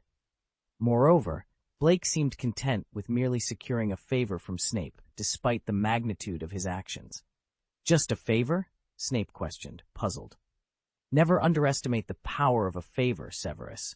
The allies I have gathered owe me for the small kindnesses I've extended," Blake explained cheerfully. "Now, as soon as I wrap up my business at the zoo, we'll set off." "Wait," Snape interjected, surprised. "You mean to say you're coming along? What? Is there a problem? Didn't Professor Dumbledore inform you of my extensive research on Goobler's fairy fire?" Blake asked, noticing Snape's bewildered expression. "You enjoy killing?" Snape inquired, still trying to grasp Blake's motivations. "I don't relish killing, but I won't deny finding satisfaction in incinerating some beasts with fire. Besides, my presence will facilitate the collection of soul ashes," Blake clarified, emphasizing the practical benefits of his involvement. The dark tomes revealed the inhumanity of those pure-blooded dark wizards, making Blake indifferent to their demise. He even utilized their demise to further his own magical experiments. Snape, feeling a chill run down his spine, realized Blake had dropped all pretenses in front of him, exposing his secrets. This revelation made Snape wonder if he had inadvertently become an accomplice in Blake's dark endeavors. "All right, Severus, we've discussed everything necessary. Would you like to stay on the island for a few days, or shall we accompany Agatha to make some preparations?" Blake inquired. Ultimately, Snape chose not to linger on the island. His desire to distance himself from Blake was overwhelming, only then realizing he had unwittingly become part of Blake's crew. Upon returning to his home in Spinner's End, Snape was consumed with regret. He chastised himself for not recognizing sooner that someone with the lineage of both dark and light wizards could not be trusted. Yet, he acknowledged that it wasn't entirely his choice to get involved. Blake's propositions were too tempting to resist, even with the knowledge of the danger they posed. Snape marveled at Blake's ability to exploit vulnerabilities, a trait eerily reminiscent of Dumbledore's cunning. Feeling manipulated once again, Snape lamented his situation. Decades ago, he was outplayed by Dumbledore, and now history seemed to repeat itself with Blake. After sending Snape off, Blake briefed Agatha on their plans before returning to Nameless Island. There he found comfort in the simplicity of a campfire barbecue and a casual read of The Quibbler, as if his earlier dealings were just a minor diversion. Weeks later, after pacifying the magical creatures on Nameless Island, Blake was ready for a new adventure. He planned to explore the darker corners of the world with Agatha and Snape, where he could unleash his power without restraint. The thought thrilled him. Blake didn't inform Cassandra and the others of his departure. With the ability to use a dimensional gate, he could easily travel between two locations. Claiming he needed to focus on a project, he secluded himself before stepping through a portal directly to Agatha's mountaintop base. Upon arrival, Agatha was already waiting, clad in an auburn leather jacket, bristling with pockets of unknown contents. Snape soon joined them, carrying a worn boot, a portkey prepared by Agatha. Blake, ready to embark, offered an alternative to Snape's cloak, presenting a new black cloak designed to conceal their identities completely. Dubbed the Phantom Cloak, it rendered the wearer's face unrecognizable from any angle. Once cloaked, the trio set off, led by Agatha. Among them, she was the only one with experience in navigating the shadowy paths they were about to tread. Agatha carefully opened the concealed cabinet hidden within their base, leading the way. When the trio emerged, they found themselves inside Green's potion store. The store had evolved beyond merely selling life-extending potions. It now offered a wide array of high-quality potions. Notably, many of the advanced potions on sale were crafted by Snape's associates. Blake had offered to purchase Snape's potions at significantly higher prices than other stores, a proposition Snape found too lucrative to decline, despite his initial intention to save money. Green's potion store was bustling with customers. The store manager, Alan Ackerman, was in the midst of explaining the benefits of an invisibility potion to a curious customer when he noticed 3 cloaked figures emerge from the back. Ackerman acknowledged them with a subtle nod. Exiting the store, Agatha and her companions immediately turned right into Nocturne Alley, executing their departure with practiced ease. Snape, however, couldn't help but notice a few curious glances directed their way, causing him to frown in disapproval. "Why not install a back door to the store?" Snape suggested, his voice tinged with irritation. "Exiting through the front attracts too much attention. It's hardly discreet." Blake responded with a smile. "Severus, you make a valid point. Once we return, I'll have Alan arrange for a back door that leads directly into Nocturne Alley." Agatha, seizing the moment to tease, chimed in. "Professor Snape, why not consider joining us? Your insightful suggestions are invaluable. We could greatly benefit from having someone of your caliber on our team." Snape's response was a disdainful snort. The idea of joining their ranks was utterly preposterous to him. "Join your gang? I'd sooner leap from the highest tower at Hogwarts. Over my dead body will I associate with your group." Chapter 357. Shock in Nocturne Alley. Nocturne Alley remained as dark as ever, its narrow streets impervious to the blazing sunshine outside. Cloaked figures meandered through the alley, their faces hidden, blending seamlessly into the shadowy environment. Upon entering Nocturne Alley, Blake, Agatha, and Snape attracted no more attention than any other passerby. Agatha, showing no inclination to acknowledge anyone, led the way deeper into the alley, her focus clear. Despite its notorious reputation, Nocturne Alley was bustling with activity. Yet, as the trio ventured further, the crowd thinned, and the shops became sparse until they disappeared altogether. Blake surveyed the surrounding buildings with curiosity. To an untrained eye, they appeared no different from ordinary residences. However, Blake's keen perception, enhanced by his true sight, revealed the dark essence imbuing these structures. Curses of vicious black magic lay in wait, ready to unleash torment on any who dared to intrude uninvited. This realization sparked a thrill in Blake. The palpable presence of dark wizardry invigorated him, igniting a desire to cleanse the area with fire, confident that no innocents would suffer in the process. Agatha's voice broke through Blake's thoughts. "The real Nocturne Alley lies beyond these facades," she whispered, gesturing towards a decrepit wooden structure that seemed no more than a dilapidated outhouse. The foul stench emanating from it belied its true significance. Turning to Snape and Blake, Agatha inquired, "Professor Snape, have you ventured this deep into Nocturne Alley before?" Snape, visibly unsettled, shook his head. His previous visits were limited to acquiring rare potion ingredients, after which he promptly departed. The notion of delving into the alley's depths was foreign even to him, a former Death Eater. "This, in fact, is the heart of Nocturne Alley," Agatha revealed, her statement piquing Blake's interest further. This was knowledge not found in any book from his past life. Agatha's smile hinted at the mysteries that lay ahead. "You'll understand once we're inside." Blake, eager to explore, protested. "Why wait?"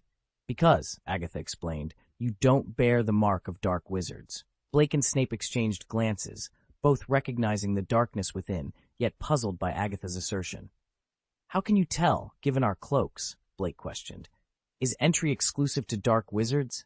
Agatha sighed, clarifying, "It's not about being a dark wizard per se, but without dark magic for protection, survival is unlikely. To them, anyone appearing harmless is an easy target." Blake, intrigued, inquired, "Then how do we avoid appearing as easy prey?"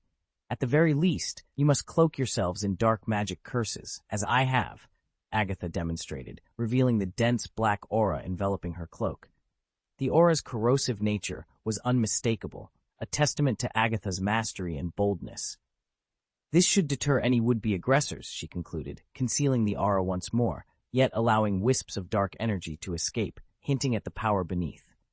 "Understood," Blake responded, ready to adapt and delve deeper into the mysteries of Nocturne Alley, his curiosity about the wizarding world's dark underbelly growing ever stronger. Blake waved his wand, casting a spell on himself. Moments later, his black cloak transformed into a vibrant shade of green. The rotten bone curse and the rotten blood curse actually turned it green, Blake marveled, examining his cloak as if it were a newfound treasure. Agatha and Snape instinctively stepped back from Blake, their expressions a mix of awe and concern. Wearing a piece of clothing cursed with dark magic was alarming enough, but Blake had imbued his cloak with 7 or 8 of the most malevolent curses known. It's a shame I can't add more without risking harm to those around me. The fabric of this cloak can barely contain the curses as it is, Blake mused, his gaze lingering on his cloak with a hint of dissatisfaction. He imagined it as a assay of anti-armor, lethal to anyone who dared touch it. Blake resolved to craft an actual piece of anti-armor for amusement once he returned home. Agatha, swallowing nervously, turned to Snape. "Professor Snape, do you require any assistance?" Before Snape could respond, Blake interjected. "He doesn't need help. As a former Death Eater who delved into dark magic, even to the extent of marrying, dark magic is his forte, right, Severus?" Suddenly, a system notification chimed in Blake's mind. Ding! Angry emotion detected. Congratulations to the host for obtaining a golden treasure chest. Snape, visibly agitated and struggling to maintain control over his emotions, raised his wand, a dark aura enveloping him. Only he knew how close he had come to losing control over the dark magic within him. "All right, let's go inside," Agatha announced, seeing everyone was ready. She confidently opened the door labeled Public Toilet and stepped through, with Blake following closely behind. Contrary to their expectations, they entered another alley, vibrant and bustling with people, reminiscent of Diagon Alley, albeit with a more sinister atmosphere. As they walked, Blake noticed the array of items for sale, all of which seemed to skirt the edges of legality. Fresh unicorn blood, Australian meringue eggs, tamed wild villas, vampires suitable for experiments, and black magic books from ancient Greek ruins, the vendors shouted, each item more illicit than the last. Snape showed interest in the items, but Agatha cautioned them in a low voice. Many of these items are counterfeit, and even the genuine ones are likely cursed. Snape heeded her warning, but Blake was intrigued rather than deterred. Approaching a stall selling a tattered book with a stone cover, Blake activated his Eye of Truth, seeing through any illusions. The book, claimed by the vendor to have been retrieved from Greek ruins, was offered for 5,000 gold galleons. This ancient tome holds lost magic, a treasure of knowledge spanning thousands of years, the vendor proclaimed, enticing the crowd. Blake, undeterred by the potential dangers and driven by curiosity, was determined to uncover the secrets held within the ancient pages, his interest piqued by the promise of discovering long-lost magic. Before he could finish his sentence, Blake had already turned and left. Thousands of years? This was from last week, wasn't it? The so-called ancient magic book, claimed to have been unearthed from Greek ruins, was indeed a counterfeit. Although it bore a striking resemblance to genuine artifacts, it could fool others, but not Blake, who possessed the Eye of Truth. Upon hearing Blake's confident declaration, several other patrons, previously on the fence, decided to withdraw their interest. After all, no one's wealth was acquired effortlessly. Spending 5,000 gold galleons on a sham was unthinkable. They might as well throw their money away. The slender wizard, seeing his lucrative deal fall apart due to Blake's intervention, was livid. He drew his wand and aimed it at Blake, his voice seething with anger. "Nonsense! This is clearly authentic. What do you know? Are you seeking death?" Blake turned to face him, a sneer playing on his lips. "I must admit, your attempt was somewhat convincing. However, not every part of this book is a forgery." He gestured towards the book's stone cover. "The cover, at least, is genuine. Sold as an antique, it might fetch a few hundred gold galleons. But let's be honest, antiques in Nocturne Alley are as valuable as rubbish." The remaining customers, now skeptical and feeling deceived, glared at the vendor. If Blake's assessment was accurate, they had nearly been swindled out of 5,000 gold galleons. The vendor's eyes burned with fury as he watched a deal of 5,000 gold galleons evaporate, and now he found himself in grave peril, all because Blake couldn't keep his mouth shut. The law of Nocturne Alley was brutally simple. If provoked, draw your wand and kill. Avada Kedavra! The thin vendor unleashed the illing curse at Blake. Yet Blake remained unmoved, merely cloaking himself. The deadly green light was absorbed by a swirling miasma of dark mist emanating from his cloak. Witnessing this, the surrounding dark wizards panicked and fled. Who would dare cross someone bold enough to carry multiple dark curses on their person? You initiated this, Blake stated coldly, as the thin wizard was incinerated by a ball of fire, leaving not even ashes behind, just a dark scorch mark on the ground. Blake glanced at the spot, then turned to Snape, shaking his head to indicate the wizard had not left behind any soul ashes. Snape felt a chill run down his spine as he watched Blake dispatch a dark wizard with such ease and indifference. This was no mere troublemaker, this was a demon in disguise. Recalling his own audacity in attempting to swindle this formidable figure, Snape couldn't help but wipe the sweat from his brow, a gesture betraying his nervousness. Chapter 358, The Power of Ancient Magic. "Let's go," Blake said, gesturing with his hand. In Nocturne Alley, conflicts were a common sight. It wasn't unusual for a few casualties to occur now and then. The dark wizards around them resumed their activities as if nothing had happened after witnessing Blake dispatch an adversary single-handedly. Those who were shopping continued their transactions, and the vendors went back to peddling their wares. Blake was about to follow Agatha when he suddenly felt a faint tremor within him. He paused, focusing on the sensation. Yes, there was definitely a tremor of power within him. He turned back to the spot where the man had fallen, sensing that something there was resonating with the power inside him. Agatha and Snape stopped as well, noticing Blake's sudden interest. Snape, still reeling from Blake's earlier display of power, remained silent. Agatha, following Blake's lead, waited patiently. Approaching the site of the man's demise, Blake noticed the dark scorch mark on the ground and two small stone slabs emitting a faint blue light.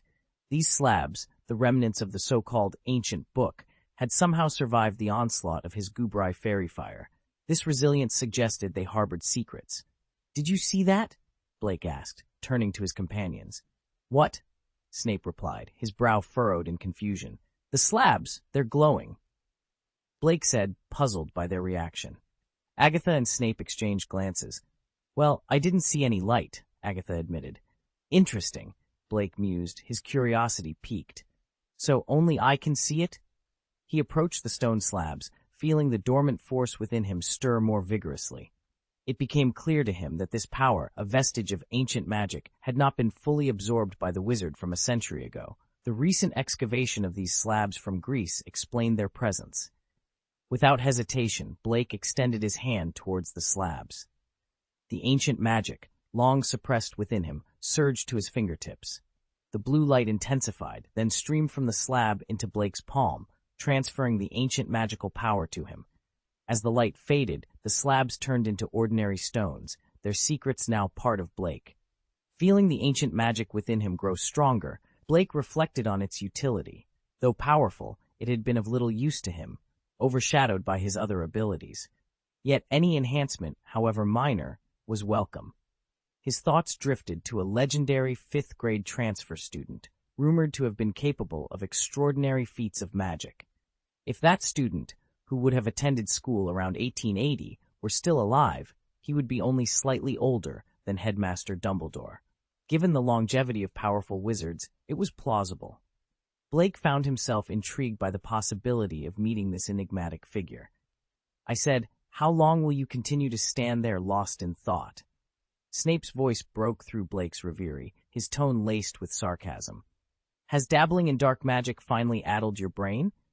Blake turned to Snape, a smirk playing on his lips. "Am I powerful in black magic?" "Dumbledore taught it," he retorted, his eyes twinkling with mischief and a hint of defiance. The journey through Nocturne Alley had taken an unexpected turn, but for Blake, it was just another step in his ever-evolving mastery of magic. Snape's disdain for Blake's use of dark magic was palpable, yet he couldn't hide his fear of the young wizard. Despite his reservations, Snape was unwilling to relinquish his penchant for sharp-tongued remarks, a trait he maintained even in the face of danger. However, he admitted to himself that he would never dare to speak so freely in Voldemort's presence. In Snape's eyes, Voldemort and Blake were fundamentally different. Blake, he observed, was rational and not prone to senseless violence, displaying a certain duplicity reminiscent of Dumbledore. Voldemort, on the other hand, was capricious and killed without reason. "Do I really deserve your scorn for being rational?" Blake challenged, his voice tinged with amusement. "Has my mastery of dark magic not impressed you, Severus?" Blake's casual mention of his proficiency in dark arts, taught by none other than Dumbledore, took Snape by surprise. The revelation that Dumbledore had personally instructed Blake in the dark arts was a bitter pill to swallow. Snape's respect for Dumbledore's moral integrity wavered as he grappled with the hypocrisy of the situation. Blake further revealed that Professor Quirrell, under Voldemort's influence, had also imparted knowledge of dark magic to him. This information shocked Snape, who had underestimated the depth of Voldemort's engagement with Blake. The idea that Voldemort had taken the time to teach Blake dark magic was unsettling. As they continued their journey, Blake's attention was caught by a vendor selling tamed trolls, a sight that briefly distracted him from their conversation. Soon after, Agatha pointed out their destination, Chaos Wish, a place known for its illegal commissions. The name intrigued Blake, who was eager to explore the kinds of unusual tasks they might find there. Upon approaching Chaos Wish, Blake noticed a narrow alley beside the imposing round tower. Agatha explained that the alley was a refuge for house elves who had lost their masters. The plight of these creatures, some of whom had been abandoned or outlived their owners, touched Blake. He had previously expressed interest in finding ownerless house elves, and this chance discovery seemed like fate. The interior of Chaos Wish was surprisingly more spacious than its exterior suggested. The grand rotunda was dominated by a towering statue, a testament to the scale and mystery of the place. Blake's curiosity was piqued, and he was ready to delve into the unknown challenges that awaited them. In the shadowy depths of Knockturn Alley, Blake stood before a towering statue of a knight, sword in hand, as if standing guard over a hidden treasure. With a curious glance through the eye of truth, Blake was taken aback to discover that this imposing figure was not a mere statue, but a magical puppet. Though it paled in comparison to the Slytherin statue hidden within the Chamber of Secrets, it was nonetheless a formidable creation. "I never would have guessed Knockturn Alley held such secrets," Blake murmured in admiration. Agatha, standing beside him, nodded in agreement. "The part of Knockturn Alley under my control is just the small section connected to Diagon Alley," she confessed. "Beyond that, I dare not meddle. The waters here run too deep for my liking." Blake smiled, understanding her caution. "I can't blame you. It's wise not to stir unknown dangers." "So, where do we pick up the commission?" Blake inquired, eager to proceed. Agatha gestured towards the walls encircling them, covered in densely packed papers. "See those? They're all commissions. Some have been lingering for hundreds of years." Blake, intrigued, examined the wall, which was plastered with papers like a severe case of psoriasis. "Hundreds of years? What happens if the client has passed away?" "I'm not entirely sure how it's managed," Agatha admitted. "But one thing is certain, all commissions posted here are valid. Any that become invalid are immediately removed. After all, Chaos Wish takes a 10% cut of the reward for each commission. They wouldn't let invalid commissions waste space." Handing Blake and Snape a telescope each, she continued, "You can use these to view the commissions. If you find one you're interested in, use the flying curse to retrieve it. Remember, once you've taken a commission, you must complete it within a set time frame. Failure to do so means you must voluntarily relinquish the commission and pay a fine to Chaos Wish, and you'll be barred from accepting new commissions for 3 days. The fines are steep, so choose wisely." Blake peered through the telescope with keen interest, noting that the higher-placed commissions seemed to offer more generous rewards.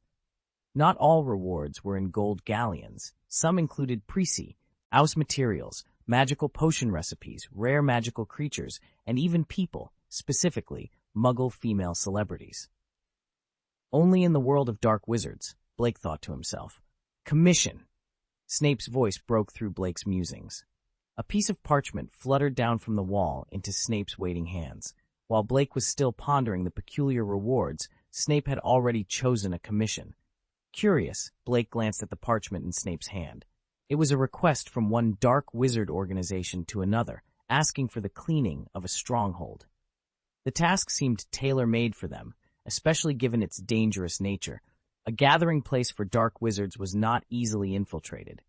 Yet, the reward was substantial, 50,000 gold galleons, acknowledging the risk and the likelihood of facing numerous adversaries. Snape seemed confident that the three of them could handle the commission with ease. Blake nodded in agreement. This commission seems like a perfect fit. By the way, Agatha, is there a limit to how many commissions one can accept?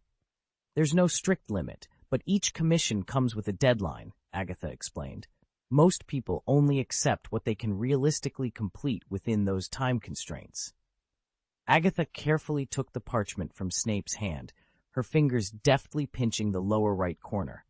Almost instantly, a series of numbers and letters materialized in that spot. 120D. This indicates that we have 120 days to complete this task, Blake explained, catching on quickly. Had it been a shorter duration, then the letter at the end would be H instead of D, Agatha clarified. Got it, Blake responded, his enthusiasm palpable. He eagerly grabbed the telescope, beginning his search for a suitable commission with zeal. Given the existence of a dimensional door, they could significantly cut down on travel time, making it feasible to undertake more commissions than usual. After some time, Blake identified 4 promising commissions. To keep a low profile, I'll start with a few of these, he decided, eyeing the rewards listed for each. The total sum was staggering, amounting to 200,000 gold galleons.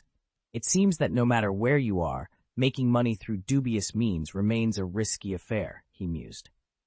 Agatha chuckled. You're probably the only one capable of taking on so many commissions at once. Anyone else would likely find themselves in dire straits. I suppose if they didn't perish during the mission, they'd end up broke from fines, Blake added thoughtfully. And what happens if they can't afford to pay the fine? Agatha asked, a hint of mischief in her tone. Then they'd have to risk everything, Blake concluded, a determined glint in his eye.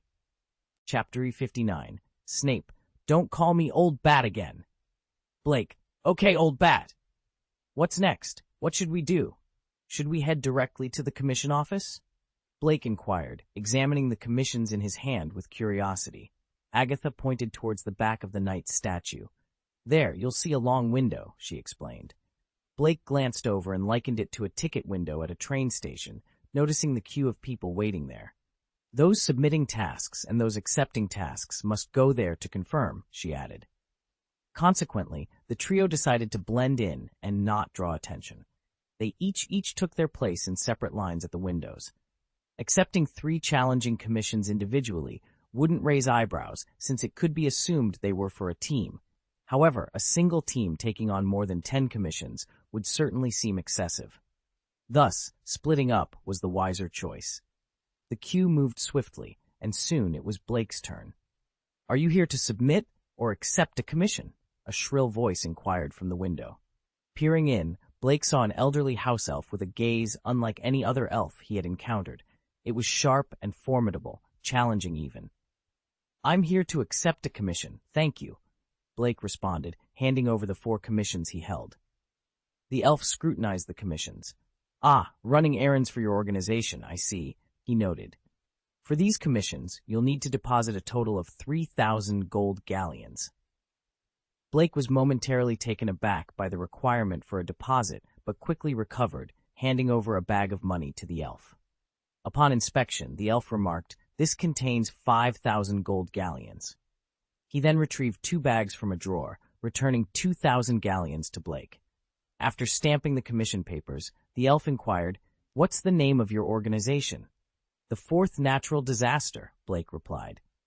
"This is the first time I've heard of this organization," the elf commented as he registered the name and handed back the stamped commissions. "Remember, when the time comes, bring the commission paper and completed task here. And be warned, don't attempt to deceive the Chaos Origin. We will verify the completion of your commissions." Blake, having received the commissions, regrouped with Agatha and the others. When Snape returned, his expression was one of unmistakable irritation. Utilizing the eye of truth to see through the Phantom Cloak's disguise, Blake observed Snape's scowl. "Agatha, you failed to mention the deposit requirement," Snape grumbled, clearly distressed by the unexpected expense. Do you think they'd simply fine us for a failed commission without a deposit? Agatha reasoned. It's a precautionary measure by Chaos Wish. If a mission fails without casualties, a fine is imposed. If there are casualties and no fine is paid, at least the deposit covers the loss. Chaos Wish ensures it doesn't incur losses this way. Severus, if you complete the task, you'll get your deposit back, Blake reassured him, patting his shoulder. Snape, taken aback, realized the dark magic mist surrounding him had no effect on Blake. Curious, Blake asked. By the way, what name did you register under? Agatha answered first. I used my code name, Violet. And you, Severus? Blake turned to Snape, who appeared reluctant to share. However, Blake quickly snatched the commission paper from his hand. Aha! Old Bat? Isn't that the nickname I gave you? Blake teased, unable to hide his amusement at Snape's chosen alias. Severus, you truly hold a place in your heart for me. Snape glanced at Blake, a sheepish expression on his face. In truth, he hadn't anticipated the request for his name or code name. Perhaps it was because Blake had too often referred to him as an old bat that when put on the spot, he instinctively blurted out Old Bat as his code name. By the time he realized his mistake, it was too late to correct it. The elf had already inscribed the name Old Bat permanently.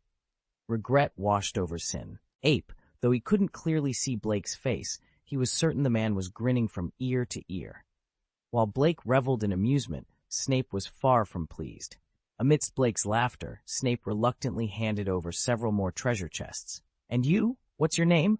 Surely you didn't use your real name, did you? Snape inquired. Of course not. I'm known as the Fourth Natural Disaster. That elf actually thought my code name was the name of an organization. How dull. Blake responded with a hint of disappointment. The Fourth Natural Disaster? What does that mean? Snape asked, his brow furrowed in confusion. Do you really want to know? Then join the gang. If you become a member, I'll tell you, Blake teased. Snape was at a loss for words.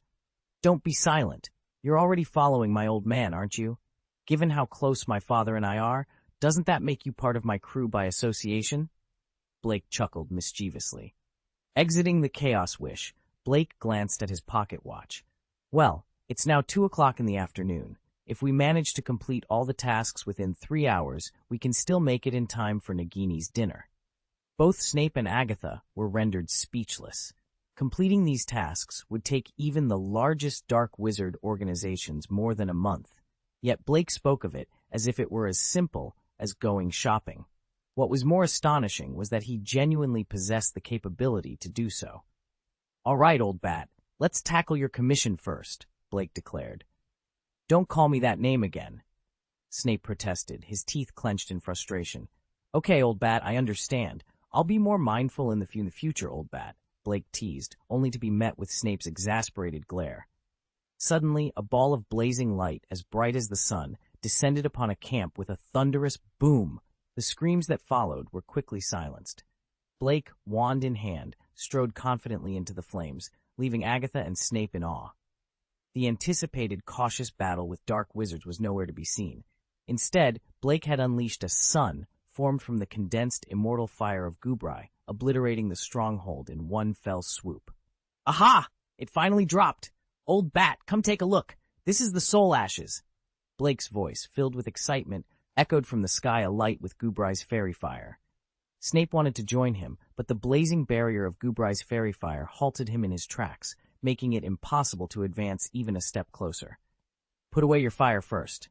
And, please, stop calling me Old Bat, Snape pleaded weakly. Okay, Old Bat, Blake responded, unfazed. Chapter 360, The Essence of Magic is Desire.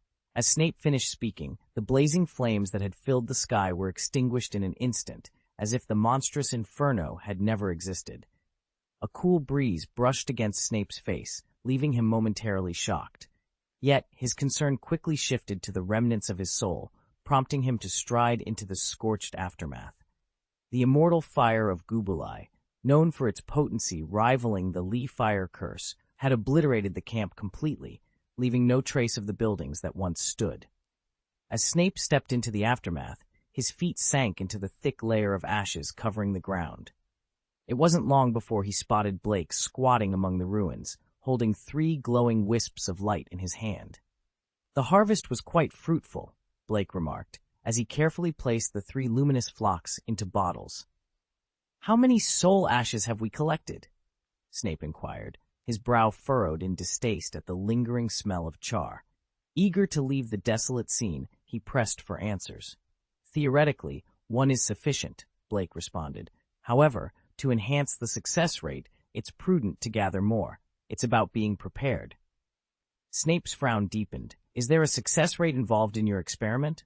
Blake chuckled. "Isn't there always a success rate when brewing potions? My goal is to maximize it. You surely don't believe that creating new life is straightforward? It's a negotiation with death itself," he explained, his tone turning grave for the first time. Snape, understanding the gravity of Blake's words, chose not to probe further. "That magic you performed? How did you do it?" Agatha interjected, her curiosity piqued. She had been eager to ask, but had waited until Blake and Snape concluded their discussion. Blake simply replied, "It was nothing more than the Gubelai immortal fire." Agatha, however, was not satisfied. "But what I witnessed was akin to a sunburst, obliterating the camp in an instant. Surely, even the Gubelai immortal fire couldn't achieve such destruction so swiftly?" Blake nodded. "Indeed, ordinary Gubelai fire, or even the fiercest flames, would struggle. The key lies in compression. By condensing the fire's power and allowing it to explode in a concentrated burst," he explained, gesturing to illustrate his point. Agatha, still puzzled, asked, "But how can one compress it?" Blake, sensing the need for a clearer demonstration, said, "Let me show you." He summoned a ball of Gubelai fairy fire into his palm, which, despite its terrifying potential, floated harmlessly like a candle's flame. "Next, compress it," Blake continued, covering the flame with his other hand. Before Snape and Agatha's astonished eyes, the flame condensed into a small, dense sphere. "Finally, release it," Blake concluded, tossing the compressed fireball towards a distant hillside. The resulting explosion engulfed the hillside in flames, which Blake then extinguished with a simple gesture, leaving Snape and Agatha in awe of the demonstration. This display not only showcased the immense power at Blake's command, but also served as a profound lesson on the essence of magic, the ability to shape one's desires into reality, a concept that resonated deeply with both Snape and Agatha.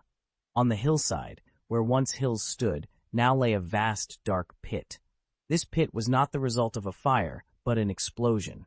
When the Gubelai immortal fire was compressed to its limit and then suddenly released, the initial reaction was a massive explosion, followed by the ensuing fire damage. The power of such an explosion was unstoppable, let alone the fire that followed. Blake turned to see Snape and Agatha, their expressions a mix of awe and confusion as they stared at the deep pit. "So, do you understand?" he asked. Snape and Agatha simultaneously shook their heads, disbelief evident in their expressions. Snape thought to himself, frustrated, "You might as well be speaking gibberish. This is just like those potions classes where instructions were given without end text. How is this any different?" Blake smiled, acknowledging their confusion. "It's not surprising that you don't understand. Professor Dumbledore once taught me about the magic of love, a concept I've only recently come to fully grasp." Agatha's curiosity was piqued. "What is the essence of this magic?" "Wish," Blake revealed. "It's about your deepest desires." "What do you mean?" Agatha pressed for more clarity. Blake elaborated, "The magic of love, or any magic for that matter, is fueled by intense emotion. Take the killing curse, for example. To cast it successfully, one must harbor a deep-seated hatred for the target. Conversely, casting the Patronus charm requires a memory of pure happiness, a desire to protect that joy. Both spells are driven by a wish in your heart, the outcome you hope your magic will achieve. The stronger your desire, the more potent your magic becomes. This is the power of the heart, the power of desire. When I manipulated the Gubelai immortal fire, I didn't rely on spells or techniques. My magic was driven purely by my wish to control and shape the fire." As he spoke, Blake demonstrated by conjuring the compressed sphere of Gubelai immortal fire into his hand, showcasing his control over it. "This understanding of magic's nature is what I've recently discovered. If this concept still seems abstract, think of it this way. You're simply responsible for making a wish, and magic takes care of the rest." Snape and Agatha were deep in thought, Blake's explanation challenging their fundamental understanding of magic. If magic truly worked as Blake described, did Did that mean spells and casting gestures were unnecessary? Could one simply will magic into action? Snape was the first to voice his skepticism. If what you're suggesting is true, then what's the purpose of spells and casting gestures? Surely they hold some significance. Blake responded with a knowing smile. Consider Voldemort and Professor Dumbledore. Have you ever seen them perform unnecessary gestures while casting spells? Snape was momentarily at a loss for words. He had indeed witnessed both Voldemort and Dumbledore in action. Voldemort's use of the killing curse rarely involved elaborate gestures or incantations. Often he would simply raise his wand and cast the spell, using the incantation more as a form of intimidation than a necessity. As for Dumbledore, Snape recalled that he seldom relied on a wand for casting spells at all. This revelation forced Snape and Agatha to reconsider their understanding of magic. Perhaps there was more to it than the rigid structures and formulas they had been taught to follow. If magic spells and the accompanying gestures are deemed essential, then the concept of wandless spellcasting and silent spells should theoretically be impossible. Without a wand, how can one perform the necessary gestures? And without reciting the incantation, how can the spell be cast? Snape found himself pondering these questions, recalling his own practice sessions with silent spells and wandless magic. The more he thought about it, the more he realized that perhaps Blake had a point. We recite the incantation and perform the spell-casting gestures to amplify the intensity of our desire, Blake explained, his voice calm and confident. Please, give me flowers, he said, as if to demonstrate the simplicity yet profound nature of their discussion. However, it's worth noting that many wizards can successfully cast spells without adhering strictly to these conventions. This is something I've learned through practice, Blake continued. Of course, you're free to disagree, but this approach to magic has served me well. Snape was momentarily at a loss for words, while Agatha looked at her wand with newfound curiosity and excitement. After a moment of reflection, she spoke up. I think you're right, Blake. Your insights have opened up a whole new realm of possibilities for me. I'll definitely delve deeper into this once I return home. But it's getting late. Shall we proceed with our mission? Blake suggested, with a smile. Agatha nodded, her mind already racing with the potential of her newfound knowledge. Blake was confident that her abilities would only grow stronger, perhaps even reaching the level of mastery required to wield a ring of power, much like the venerable old Lep. As for Snape, despite his often sour demeanor, Blake saw potential benefits in his becoming stronger. Especially if Snape were to take Lily under his wing, Blake could leverage this connection to his advantage. Without further delay, the trio cleaned up and departed through a dimensional door Blake conjured, leaving the area behind. Their next destination was a stronghold, which, by a twist of fate, was associated with their previous mission. It was not uncommon for rival organizations to target each other's strongholds, but the Blake trio's involvement was strictly professional. They were there to eliminate targets. Upon sighting the stronghold, flames danced at the tip of Snape's wand, ready to unleash destruction. However, Blake halted him. Hold on. Our approach last time was justified since we were dealing with dark wizards. But this time, there are innocents involved. Snape, puzzled, scanned the stronghold, but saw no sign of innocent bystanders. How can you be sure? He asked. In the third tent from the entrance, more than 10 people are being held captive, Blake stated, offering no explanation for his knowledge, only the conclusion. While Snape remained skeptical, Agatha was eager to engage. So, we're not going for a direct assault? That means I can really stretch my legs this time, she said, ready for action. As long as we avoid harming the innocents, feel free to incapacitate the guards. Remember, killing them outright won't yield soul ashes, Blake mentioned, his voice taking on a chilling tone that sent a shiver down Snape's spine. Understanding Blake's grim plan, Snape couldn't help but feel a cold resolve settle over him. If this was what it took to protect a future for Lily, then so be it. Agatha and Snape led the charge, dismantling the camp's protective spells before breaking in. The divine edge is shadowless, Snape whispered, casting a powerful spell that shattered the camp's gates. Enemy attack. The camp erupted into chaos, but the noise was short-lived. Blake, Agatha and Snape moved swiftly, their magic rendering the camp's defenders powerless. While Agatha and Snape focused on stunning their opponents, Blake's magic swept through the camp with devastating efficiency, showcasing once again his unparalleled mastery of magic. Snape's mouth twitched slightly as he surveyed the scene before him. Unconscious dark wizards strewn across the floor, each one a victim of a stunning spell. It was a sight to behold, reminiscent of a battlefield, yet marked by the absence of violence, only the silent forms of the defeated. The last time Snape had witnessed such a display of power, it had been in the hands of Dumbledore himself, or perhaps, in the distant past, another wizard of considerable might. But here, it was Blake, a student, who had achieved this feat. Blake caught Snape's look of astonishment and couldn't help but smile, a hint of pride in his voice as he explained, "As long as I make a wish to magic, asking it to let my stunning spell shoot out like a stream from a water gun, it will obey me. It's as simple as that." He then turned to Fleur, his eyes sparkling with mischief and encouragement. "Fleur, do you want to give it a try?" Snape, momentarily lost for words, could only muster a single incredulous response. Corpse. The absurdity of the situation was not lost on him. Here was a student, not just any student, but Blake, demonstrating a level of control and innovation with magic that was both impressive and deeply unconventional. Snape's mind raced as he tried to reconcile this display of power with his understanding of magical theory and practice. It was clear that Blake possessed a unique talent, one that allowed him to manipulate magic in ways that were both creative and effective. The implications of Blake's ability were vast. If he could indeed make such a request of magic and have it respond in kind, what other limits could he push? What other spells could he transform? The potential for both great achievements and significant risks loomed large in Snape's mind. As for Fleur, she looked between Blake and Snape, a mix of curiosity and apprehension on her face. The idea of wielding magic in such a direct and personal way was intriguing, yet the seriousness with which Snape had reacted gave her pause.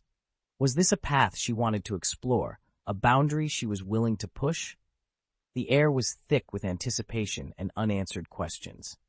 Snape, for all his experience and knowledge, found himself at a loss. Here, in the aftermath of an unconventional battle, stood a student who had just rewritten the rules of engagement. And as the silence stretched on, it was clear that the world of magic might never be the same again.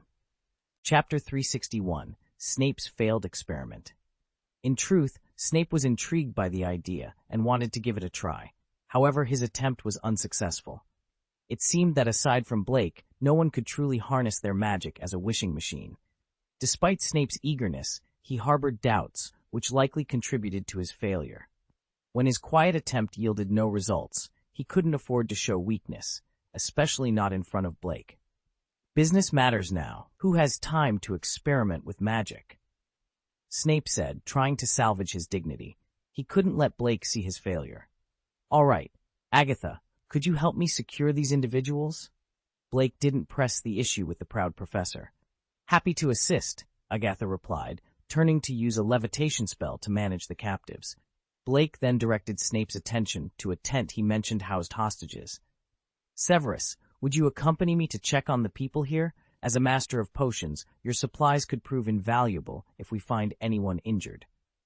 Snape quickly adjusted his cloak, a hint of suspicion in his voice. I found it odd earlier. How did you know there were hostages in this tent?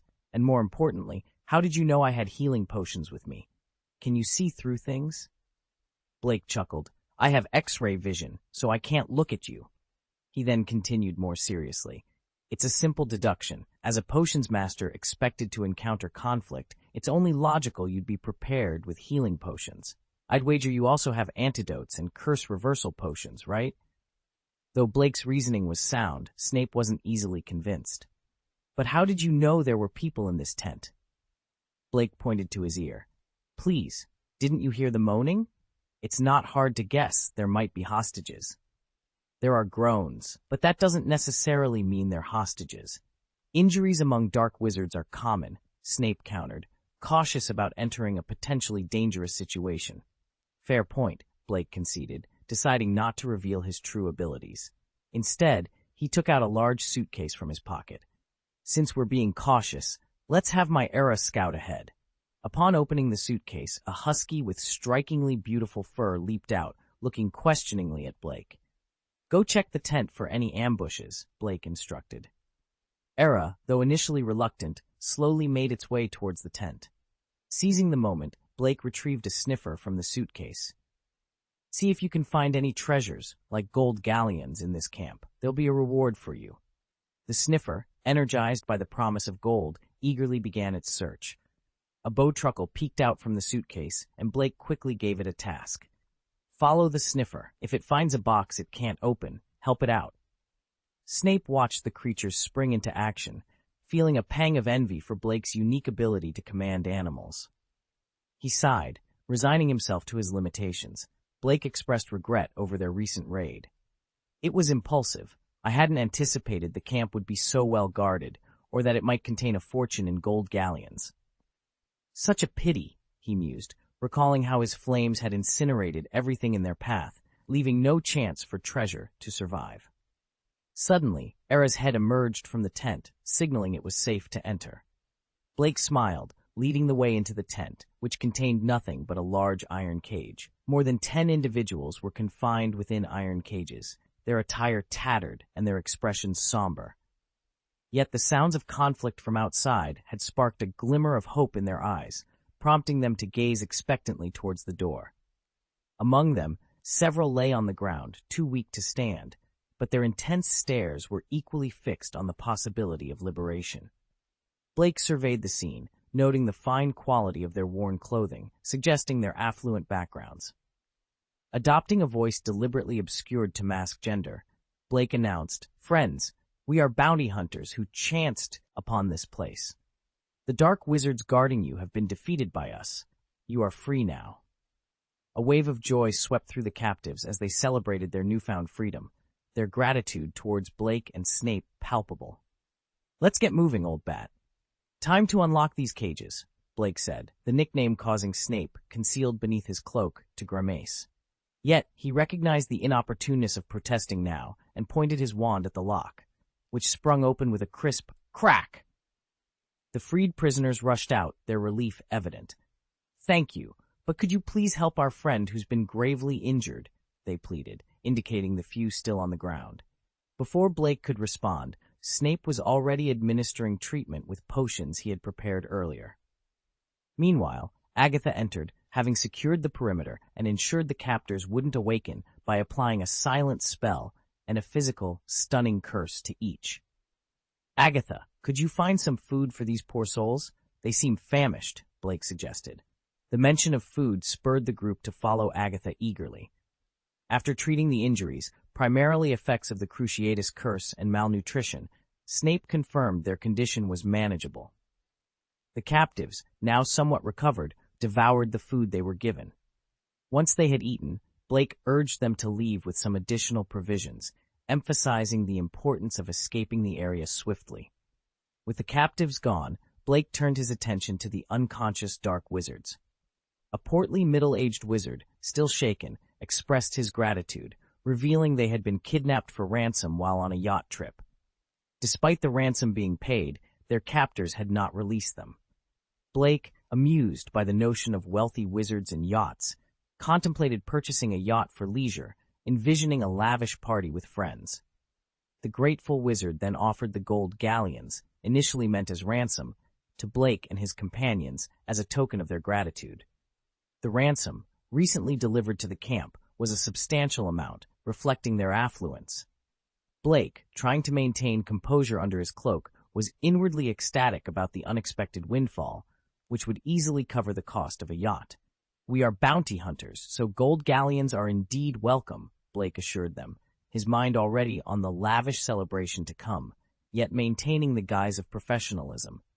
"We are honorable bounty hunters and would never engage in kidnapping," Blake declared with a sense of pride.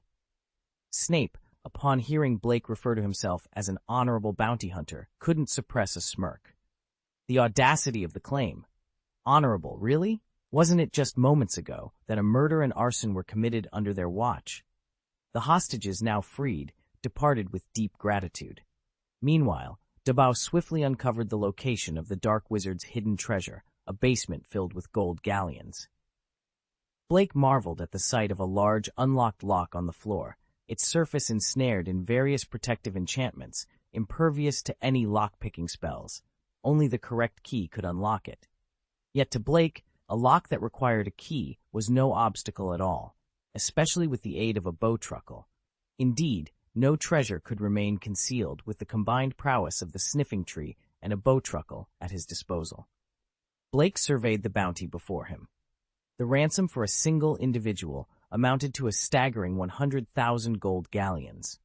Beyond the bag containing this hefty sum, the basement was awash with silver sickles and copper nuts, alongside another chest brimming with over 20,000 gold galleons. With Agatha's assistance, Blake began the joyful task of transferring the money into his suitcase. However, Blake soon sensed Snape's icy stare. Turning to face him, he found Snape's expression calm yet expectant. "You do realize that everyone who witnesses this has a right to their share," Snape stated matter-of-factly. "Oh, Severus, you know I'd never overlook your portion," Blake replied, struggling to fit the bulging money bag into his pocket. Snape remained silent, his gaze unwavering. He knew all too well that Blake's assurances were often followed by a catch. True to form, Blake continued, "But consider this. I've been assisting you with your biological experiments. Except for providing a portion of Lily's hair, you've not supplied any materials," Snape countered. "Merlin's beard, you only received half of Lily's hair from me." Blake exclaimed, "This extensive biological experiment was funded entirely with my resources. After months of experimentation, my expenses have been astronomical," Blake argued, attempting to justify a larger share of the treasure. For once, Snape chose not to argue. He recognized the validity in Blake's claims, acknowledging his own costly failures in potion experimentation, which paled in comparison to Blake's financial outlay on their joint project.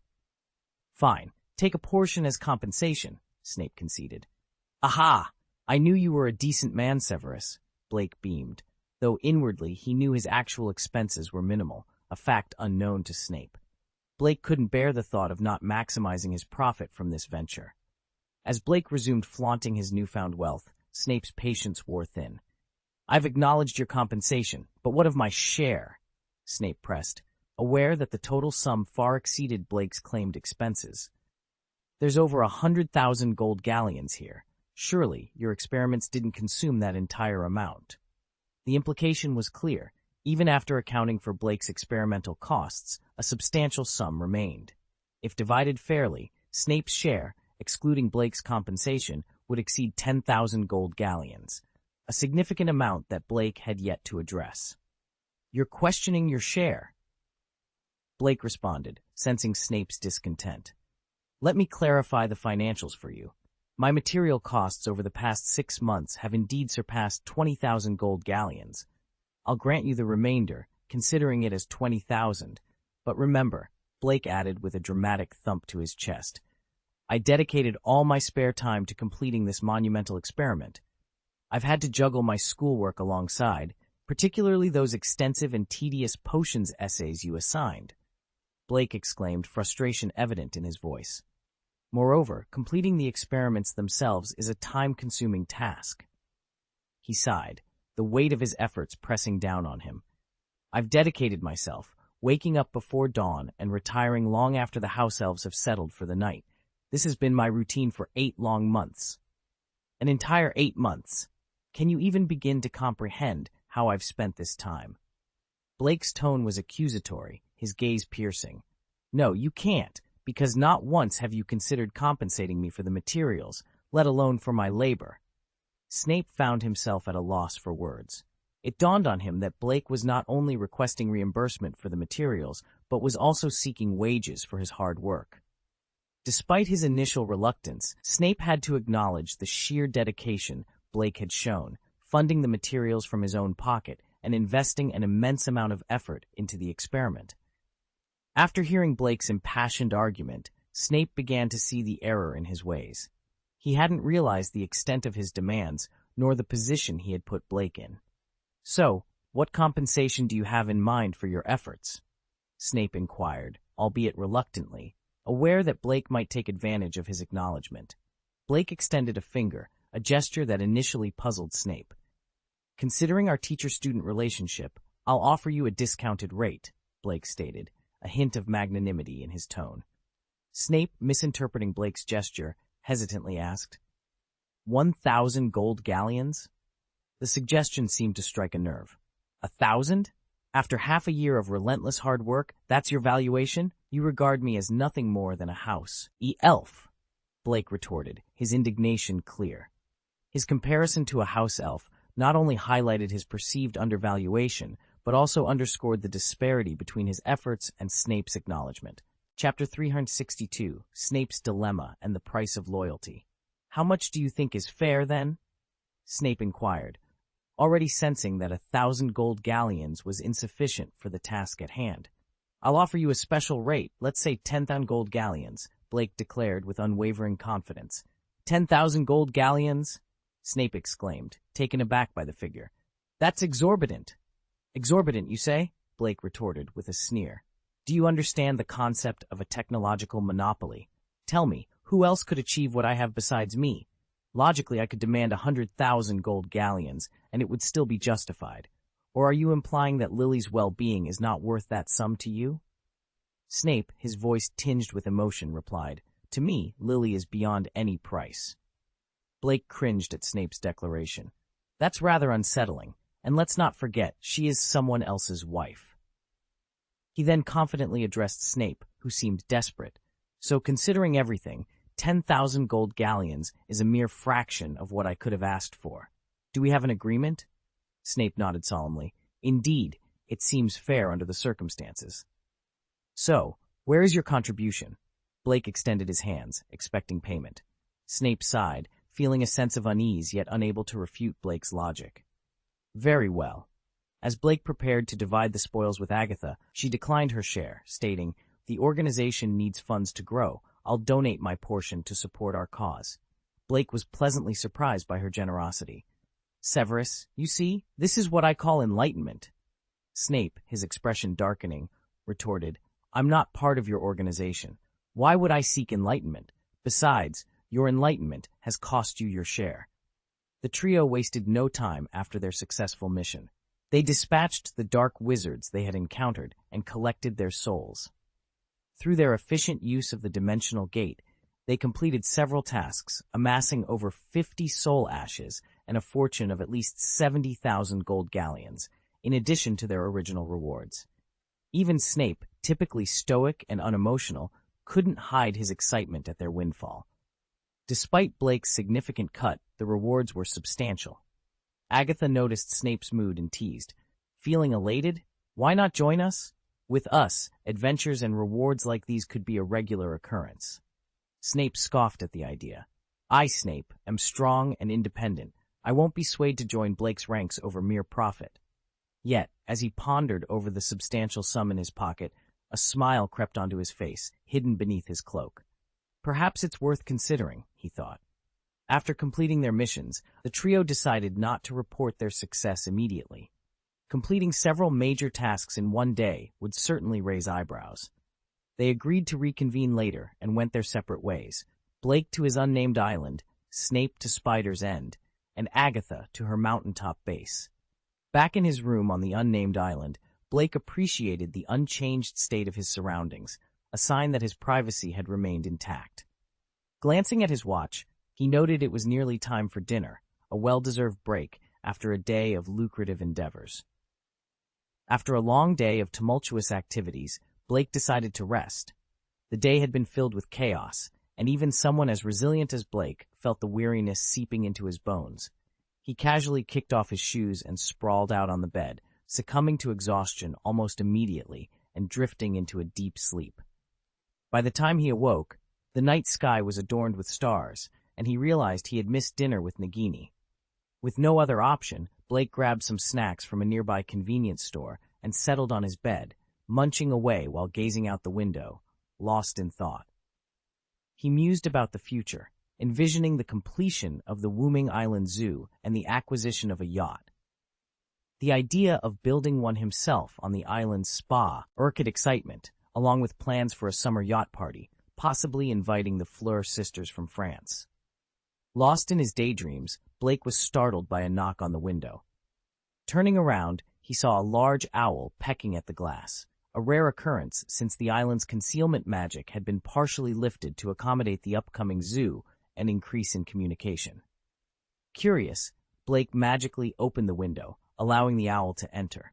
He offered it some treats before carefully removing the letter it carried. As the owl indulged, Blake unfolded the letter, his interest piqued by its contents. After a brief exchange with the owl to ascertain the sender's identity, Blake's excitement grew. He quickly changed clothes, addressing the owl with a proposition for a ride, which the owl accepted with a curious tilt of its head, unaccustomed to being understood by humans. With a casual gesture, Blake opened a dimensional door, stepping through it with the owl perched on his shoulder. They emerged in a round room that bore a striking resemblance to Dumbledore's office, surprising Grindelwald, who had not expected Blake's immediate arrival in response to his letter. Grindelwald's surprise quickly turned to delight as he welcomed Blake, offering him a seat and expressing his anticipation for this visit. He revealed his thoughtful preparation of sweets and desserts, knowing Blake's fondness for them, and poured him a glass of sweet honey pumpkin juice. The scene underscored the unexpected connection between Blake and Grindelwald, hinting at a complex relationship that transcended conventional boundaries. The owl, witnessing the swift transition between worlds, marveled at the efficiency of human magic, contrasting its long journey to the island with the instantaneous return facilitated by Blake. As Grindelwald and Blake settled into their conversation, the atmosphere was filled with a sense of intrigue and anticipation, setting the stage for a compelling exchange that promised to delve into matters of great interest and perhaps unforeseen consequences. Blake felt a mix of embarrassment and awe as he was warmly welcomed by Grindelwald, the formidable Dark Lord. It was unexpected to see such humility from someone of Grindelwald's stature. "Please, have a seat as well," Blake urged, coughing slightly to clear his throat. Despite his own moral ambiguities, Blake couldn't bear the thought of letting an elder stand while he sat. He had long harbored a curiosity about Nurmengard, the legendary fortress, but had always found reasons to stay away, partly due to being dissuaded by a certain someone who seemed to guard him zealously. Yet, an intriguing matter had finally drawn him to this place. Grindelwald, visibly annoyed by the mention of the person who had kept Blake away, declared himself a serious educator now, dismissing the overprotectiveness as unnecessary.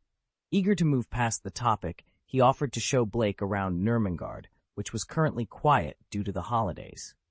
As they walked through the long corridors, Blake broached the subject of his letter. Grindelwald confirmed the truth of its contents, revealing that not only had he met Winsty's supposedly deceased vampire father, but he had also conversed with him. The vampire had claimed an immunity to death, even if his heart were pierced by his own daughter, a notion that seemed to challenge the commonly held beliefs about vampires in their world. Grindelwald shared that the vampire sought to grant his daughter eternal life through vampirism, unwilling to endure the loneliness of his existence any longer. This revelation prompted Blake to question the nature of vampirism and immortality, concepts often romanticized by Muggles but viewed differently in their magical community. Grindelwald explained that he had intervened when Winsty's father attempted to turn her into a vampire, ensuring her safety and her continuation of magical studies at Nurmengard. He treated Winsty with a protective kindness, indicative of his respect for Blake's wishes. Blake, still pawn, daring the vampire's claims, inquired about the possibility of his invincibility. Grindelwald confidently affirmed its truth, recounting his own attempts to end the vampire's life in broad daylight, only to witness his astonishing resilience and regeneration, even after being decapitated. This encounter left Grindelwald with a sense of unease, as it challenged the limits of their understanding of life, death, and the dark arts. The conversation between Blake and Grindelwald, set against the backdrop of the mysterious and imposing Nurmengard, hinted at the complexities and nuances of power, loyalty, and the eternal quest for knowledge within the magical world. Recalling a particularly unsettling encounter, Grindelwald shared, "You wouldn't believe it, but I once saw a man who, after being decapitated, simply stood up, picked up his head, and reattached it. Within seconds, he was as good as new. Although I managed to drive him away, there's no denying he's a formidable adversary." He paused, a hint of concern in his voice. "Moreover, due to the Daily Prophet's coverage, he's become aware of your existence. That's why I felt compelled to write to you. I wanted to warn you, to urge you to be cautious." However, Blake's reaction was far from what Grindelwald expected. Instead of fear, a spark of excitement lit up in Blake's eyes. "He's coming after me? Could my luck get any better?" Grindelwald couldn't help but cast a bemused look at his son, whose enthusiasm seemed boundless. "This boy is a true research fanatic. Perhaps my worries were unfounded. That man couldn't even defeat me. If he dares to confront Blake, well, it's more likely he'll end up being dissected and studied." This exchange highlighted not just the peculiar dynamics between Grindelwald and Blake, but also underscored Blake's unorthodox approach to potential threats. Far from being deterred by the prospect of facing a dangerous foe, he seemed invigorated by it, viewing it as an opportunity for further study rather than a cause for alarm. Chapter 363, Grindelwald, as expected of my baby. Like me. "However, this doesn't make sense," Blake said, rubbing his chin thoughtfully. "Consider this. If he can be resurrected immediately after being killed, why wasn't he resurrected on the spot when Winsty stabbed the dagger into his heart? According to what you've described, his self-healing ability is so potent that he could even reattach his head if it were severed. Winsty couldn't have posed any real threat to him at that time. In other words, if he is determined to transform his daughter into a vampire, he wouldn't have needed to wait until now." Grindelwald nodded in agreement. "You're right, Blake. Perhaps this individual harbors other intentions. It's not uncommon for someone who has lived as long as he has to develop an unconventional mindset. That's precisely why I felt compelled to write to you as a reminder. While you may not fear him given your capabilities, it's important to remember that a villain, when unable to directly confront you, may instead target those close to you." Grindelwald, once considered the world's most nefarious villain, was intimately familiar with such tactics. Blake's expression grew serious. "You're right. I'll be vigilant. And, considering the traits you've just outlined, Winsty's father bears a striking resemblance to the vampires of Muggle legend. If that's the case, we might draw some inferences based on these myths. By the way, according to Muggle legend, vampires can transform into bats," Blake added thoughtfully. Grindelwald frowned. "Transform into a bat? Is that akin to an animagus transformation?" "Yes," Blake confirmed. "This could indeed prove troublesome." Grindelwald's frown deepened. Nurmengard, having been abandoned for years before its restoration, was home to many creatures, including bats. If the vampire could indeed transform and conceal himself among them, locating him would be challenging. "It's not insurmountable, as long as we ensure there are no bats within the castle," Blake said, rummaging in his pocket before producing a bottle of potion. "This is a potion I specifically concocted to repel pests and beasts during my travels in the wilderness. With a few modifications, it should suffice to clear the castle of bats." "Excellent," Grindelwald responded. "I have no desire for a vampire to lurk within my school, posing a threat to my students. I suppose I can somewhat relate to that old man's concerns now." In that moment, Grindelwald found himself contemplating the safety of his students, gaining a newfound understanding of Dumbledore's perspective. Blake then inquired, "By the way, where is Winsty now?" "I've instructed her to return to her dormitory to rest, but rest assured Vita is with her," Grindelwald replied. The day's harrowing events had left everyone shaken. Witnessing the man die 5 times, each more gruesomely than the last, only to resurrect each time, was deeply unsettling, not just for Winsty, but for Grindelwald as well. "Thank you for your attentiveness," Blake expressed his gratitude. "Of course, I will do everything in my power for those you entrust to my care," Grindelwald assured him as they approached a tower. Blake observed that this tower, standing amidst several new buildings, seemed out of place. "Here we are," Grindelwald announced, turning to face Blake. "A prison. I was confined to a small stone room at the top for decades. To be honest, my time there wasn't filled with sorrow. I had lost all hope after all. However, Everything changed the day Dumbledore visited me. When a person finds hope, they find a reason to live. And now, Blake, you represent that hope for me." Blake, moved by Grindelwald's words, couldn't help but ask, "Do you truly have no desire to return to your past ways?" Grindelwald gestured for silence. "Keep your voice down. If they were to learn that I am no longer the Grindelwald I once was, it would only lead to chaos. And chaos is the last thing I want," he said, his gaze meeting Blake's with a profound sense of earnestness. Grindelwald, a sudden smile and question caught Blake off guard. "Dumbledore may not believe me, but what about you, Blake? Do you believe that my ambitions have changed?" Blake shook his head, his honesty unguarded. "I don't know. Truthfully, I'm not well acquainted with either you or Dumbledore." Grindelwald, surprisingly, wasn't upset by Blake's uncertainty. Instead, he laughed heartily. "That's wonderful. I appreciate your honesty. Had you said you believed me, I would have been disappointed, feeling a vast chasm between us. But now, it seems our differences might not be so insurmountable after all." Curiosity piqued. Blake ventured, "Why do you care so much about me? It's hard to reconcile the image of a feared Dark Lord with someone who goes out of their way to make a child happy." "Do you seek a reason?" Grindelwald inquired. "Yes," Blake replied, eager for transparency. The notion of a notorious dark wizard showing familial concern seemed incongruous. Grindelwald sighed, a hint of warmth in his voice. "Why does a father care for his son? What reason is there?" Blake was still puzzled. The concept of the Dark Lord valuing family ties was foreign to him. "Yes, that's precisely it," Grindelwald affirmed. "And regardless of your belief, I've moved past my former deeds." Grindelwald's ambitions had once been driven by a desire to uplift the wizarding world, even if his methods were extreme. He sought to dismantle the statute of secrecy, not to force wizards into hiding. Yet, neither Dumbledore nor anyone else could accept his radical approach. Reflecting on his past, Grindelwald acknowledged the exhaustion that came with his thankless efforts.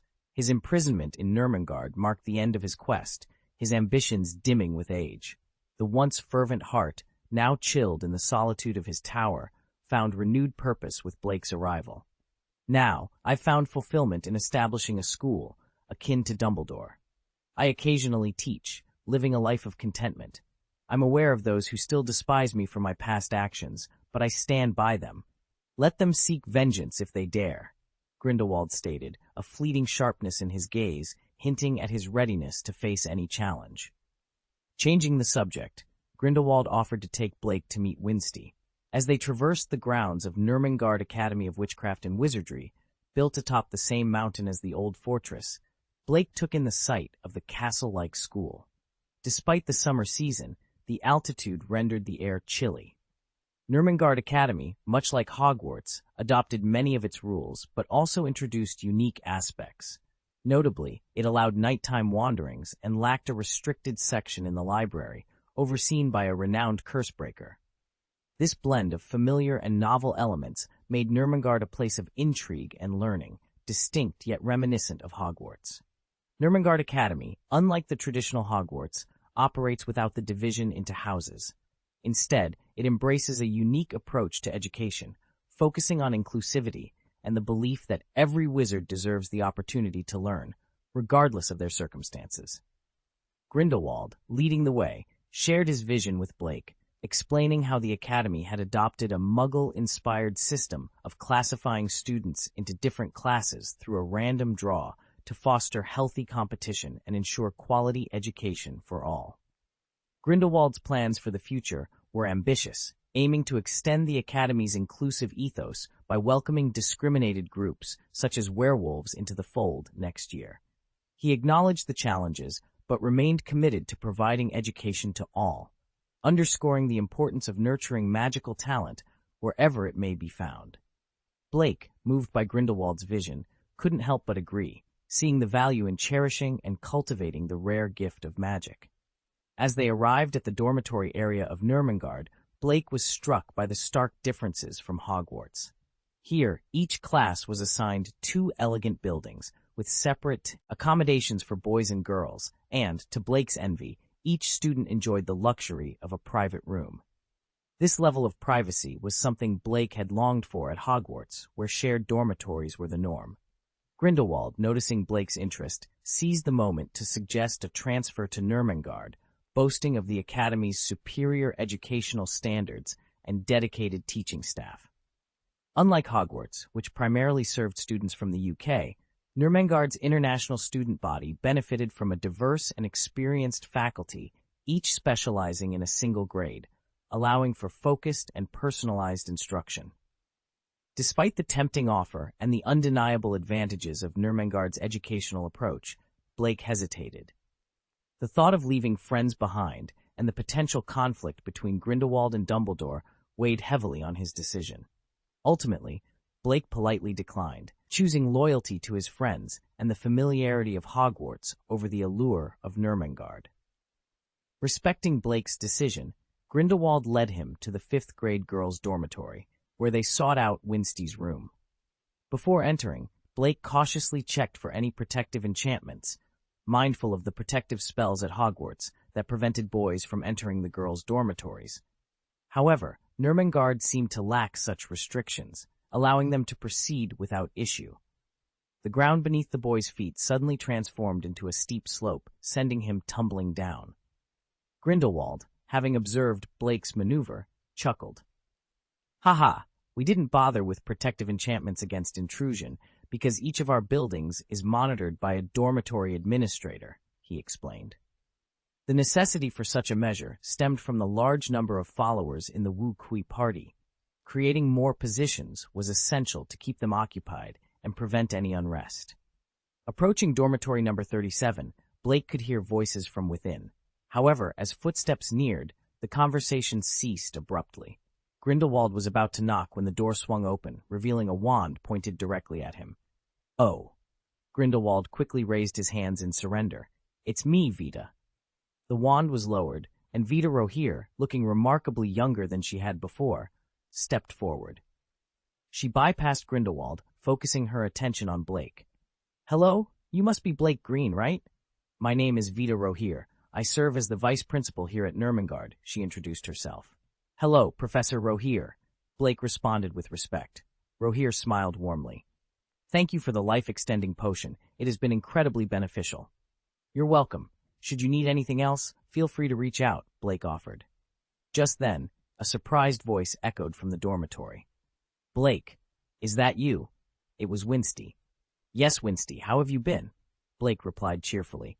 "The professors have been very kind to me. You don't need to worry," Winsty said, her smile brightening her face.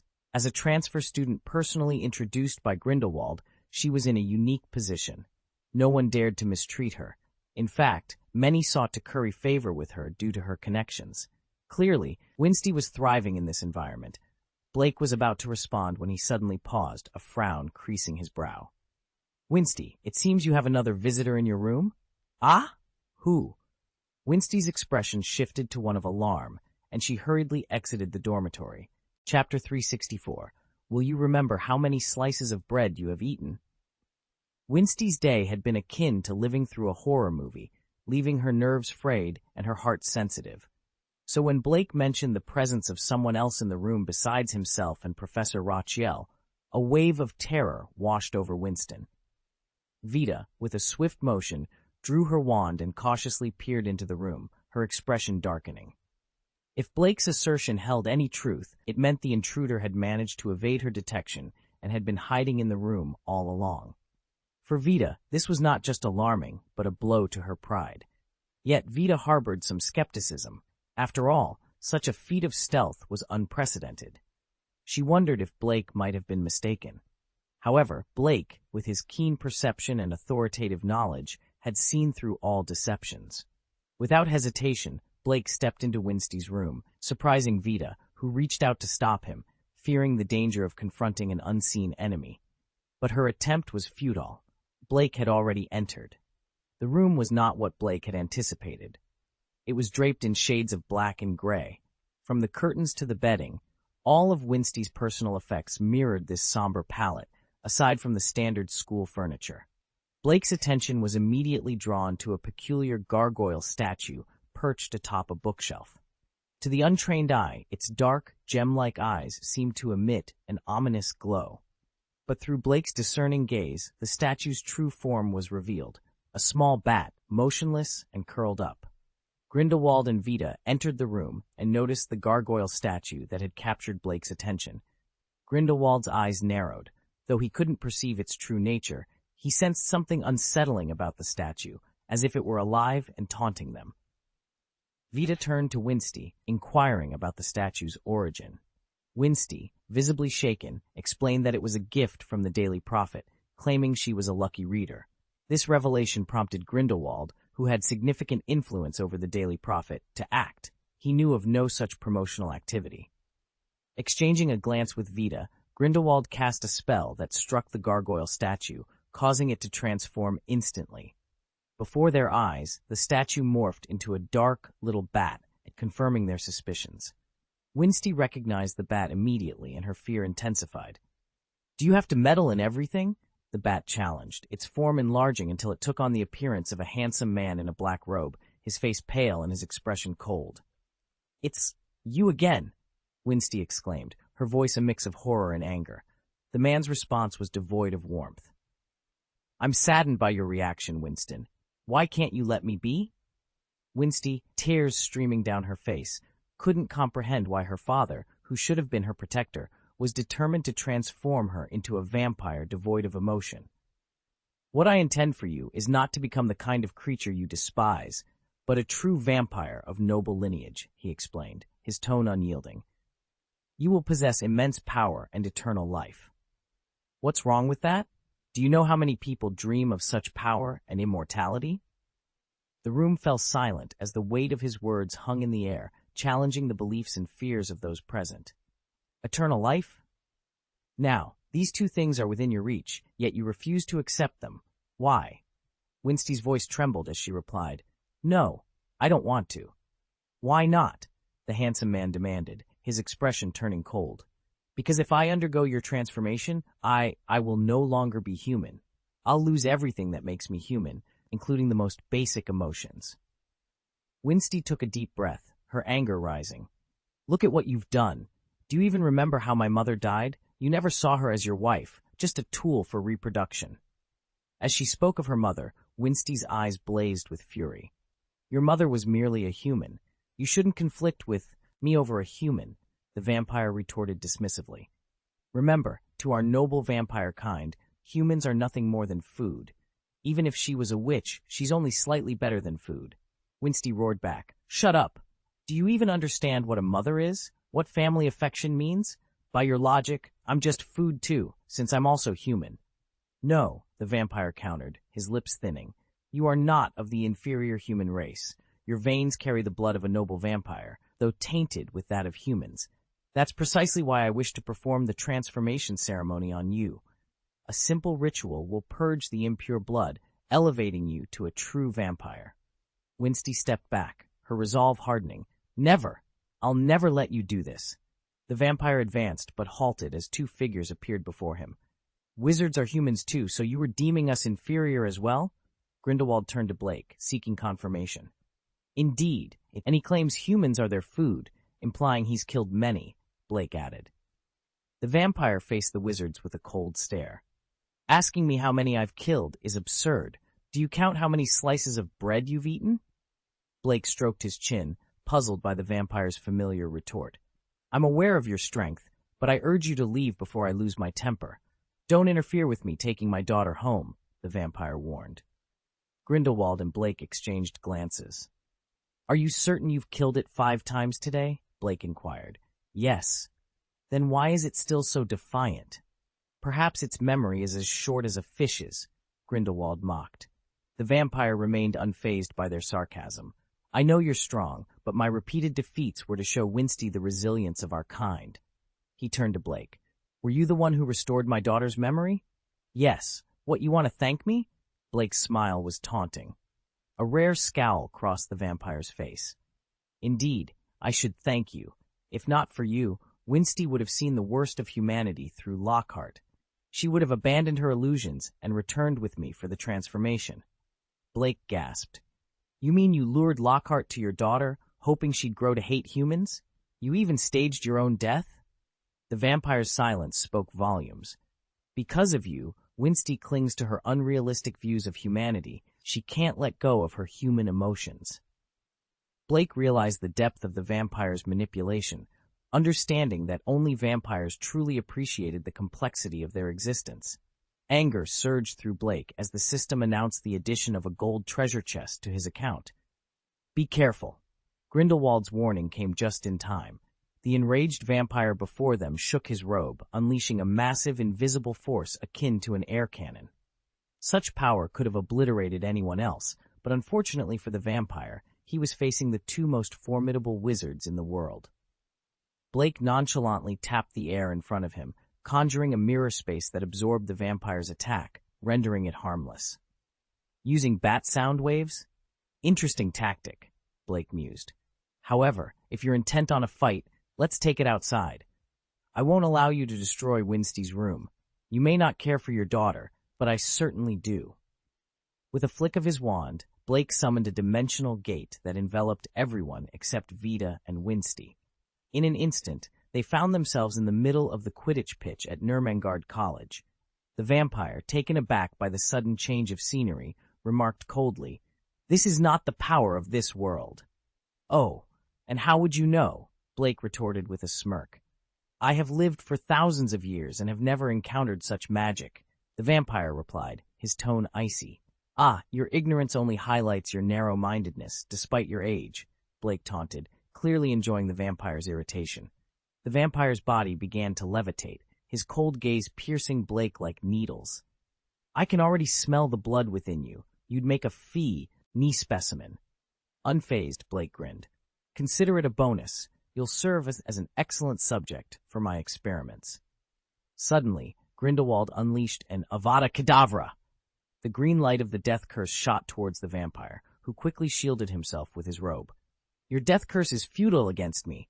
You underestimate the superiority of our kind," the vampire boasted, his body undergoing a dramatic transformation. In moments, his black robe morphed into bat wings, his pale face turned a light blue, and sharp fangs emerged. He had become a monstrous hybrid of human and bat, far removed from any vampire known in the Harry Potter universe. This creature resembled more closely the vampire lords from the Elder Scrolls V Skyrim. "Damn!" Blake couldn't help but curse at the sight. "This is no ordinary vampire. This is a vampire king." "Be afraid, little human," the vampire taunted. "Fear? The only fear I have is that I might damage you too much to use you as a test subject," Blake replied, his excitement palpable. Unlike the vampires from Nocturne Alley, this formidable being intrigued him. Grindelwald, however, was more cautious, sensing the immense threat posed by the creature. "Blake, let me assist you." No. I've got this," Blake insisted, declining Grindelwald's offer. His interest wasn't just in the experiment. He was eager to test his powerful magic against such a resilient foe. After acquiring the wishful wand, Blake had developed numerous new spells, and he saw this indestructible creature as the perfect opportunity to test them. Unbeknownst to Blake, his arrival had triggered unforeseen changes in this world, bringing forth bizarre and formidable challenges. Yet, faced with such an intriguing adversary, he was determined not to back down. Gazing up at the creature hovering in the sky, Blake couldn't help but express his discomfort. "I'm not fond of craning my neck to talk, so it would be best if you came down," he said, his voice laced with a hint of annoyance. With a determined grip on his wand, he prepared to unleash a spell, eager to gauge the creature's resilience. "Prepare to face my ancient magic." Without a moment's delay, a thunderbolt, as thick as a barrel and charged with raw power, tore through the starlit night sky, striking the creature with unbridled force. A sharp cry of agony escaped the monster as it plummeted to the ground, defeated by the spell's might. Blake watched the scene unfold with a mix of surprise and disappointment. "Is that all? You've succumbed before I even put in any real effort," he mused, his voice tinged with disillusionment. Shaking his head, he couldn't help but lament, "Why is it so challenging to find a worthy opponent these days?" Chapter 365, Clarity in the Vampire's Eyes. Blake strode forward, a hint of concern flickering in his heart. He was worried that his rare sandbag might not survive a direct hit from him. Of course, the vampire wasn't dead. Stunned by Blake's ancient magic, the vampire's formidable healing abilities prevented him from dying instantly. As Blake approached, the vampire had nearly recovered. Yet despite his survival, the pain was excruciating. The vampire's grotesque face twitched in agony, his body still convulsing from the electric shock, emitting faint wisps of green smoke. Blake noticed the vampire's previously fierce gaze now seemed much clearer, as if the recent shock had brought some realization. The vampire, seeing Blake approach, quickly scrambled to his feet and retreated more than 10 steps. He dared not take to the air again, fearing another lightning strike. How do you know this kind of magic? The vampire asked, his voice laced with shock. Blake, wand in hand, touched his chin thoughtfully. Oh, your reaction suggests you're familiar with this magic? Fear flashed across the vampire's face, as if recalling some dreadful memory. Are you a descendant of that person? He asked, his tone losing its earlier arrogance. Blake smiled. So you have seen this magic before? It seemed this ancient vampire, who had lived longer than most, had encountered the mysterious transfer student from a century ago. Otherwise, why would he react with fear upon recognizing Blake's magic? Blake was curious about the transfer student, whether they were male or female, their strength, and if they were still alive.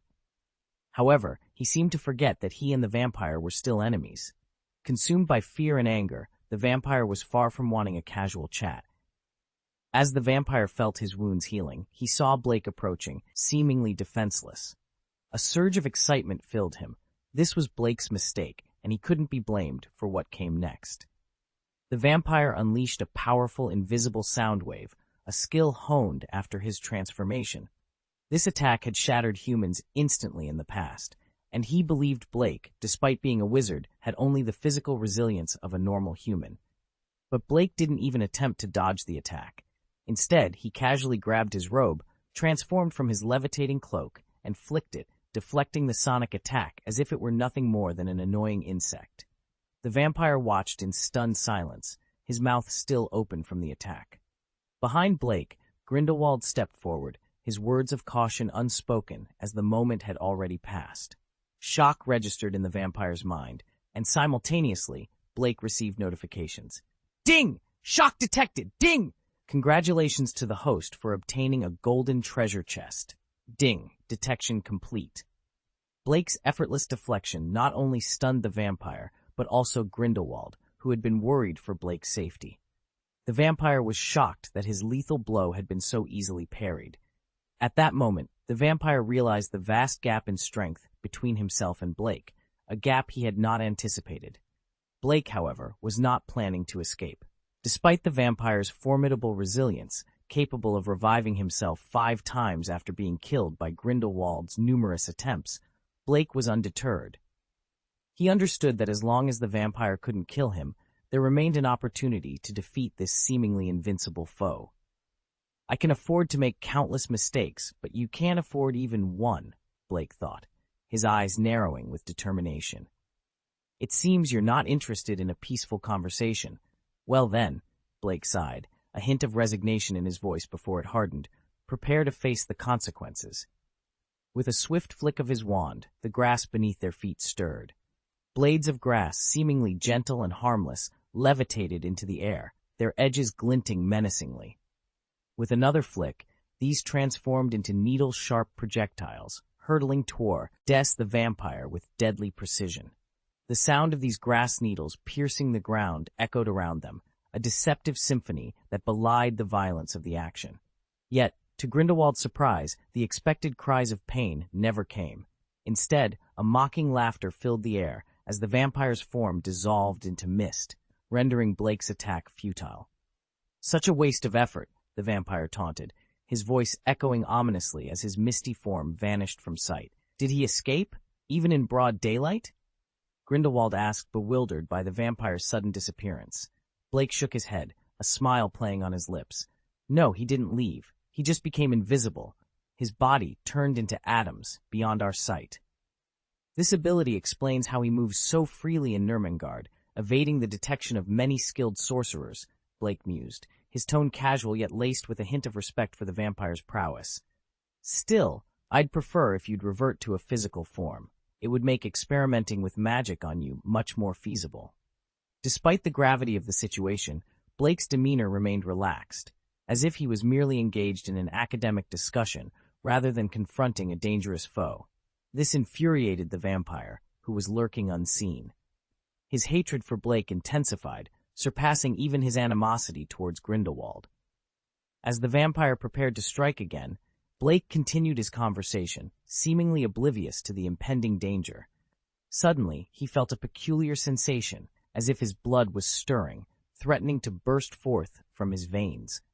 The vampire, confident in his stealth and the lethality of his blood-draining technique, smirked from the shadows. But in an unexpected turn, Blake spun around, locking eyes with the vampire's invisible presence. The vampire was taken aback, unable to comprehend how Blake had detected him. His invisibility, unlike simple magical disguises, was supposed to be impervious to detection spells, rendering most wizarding magic ineffective.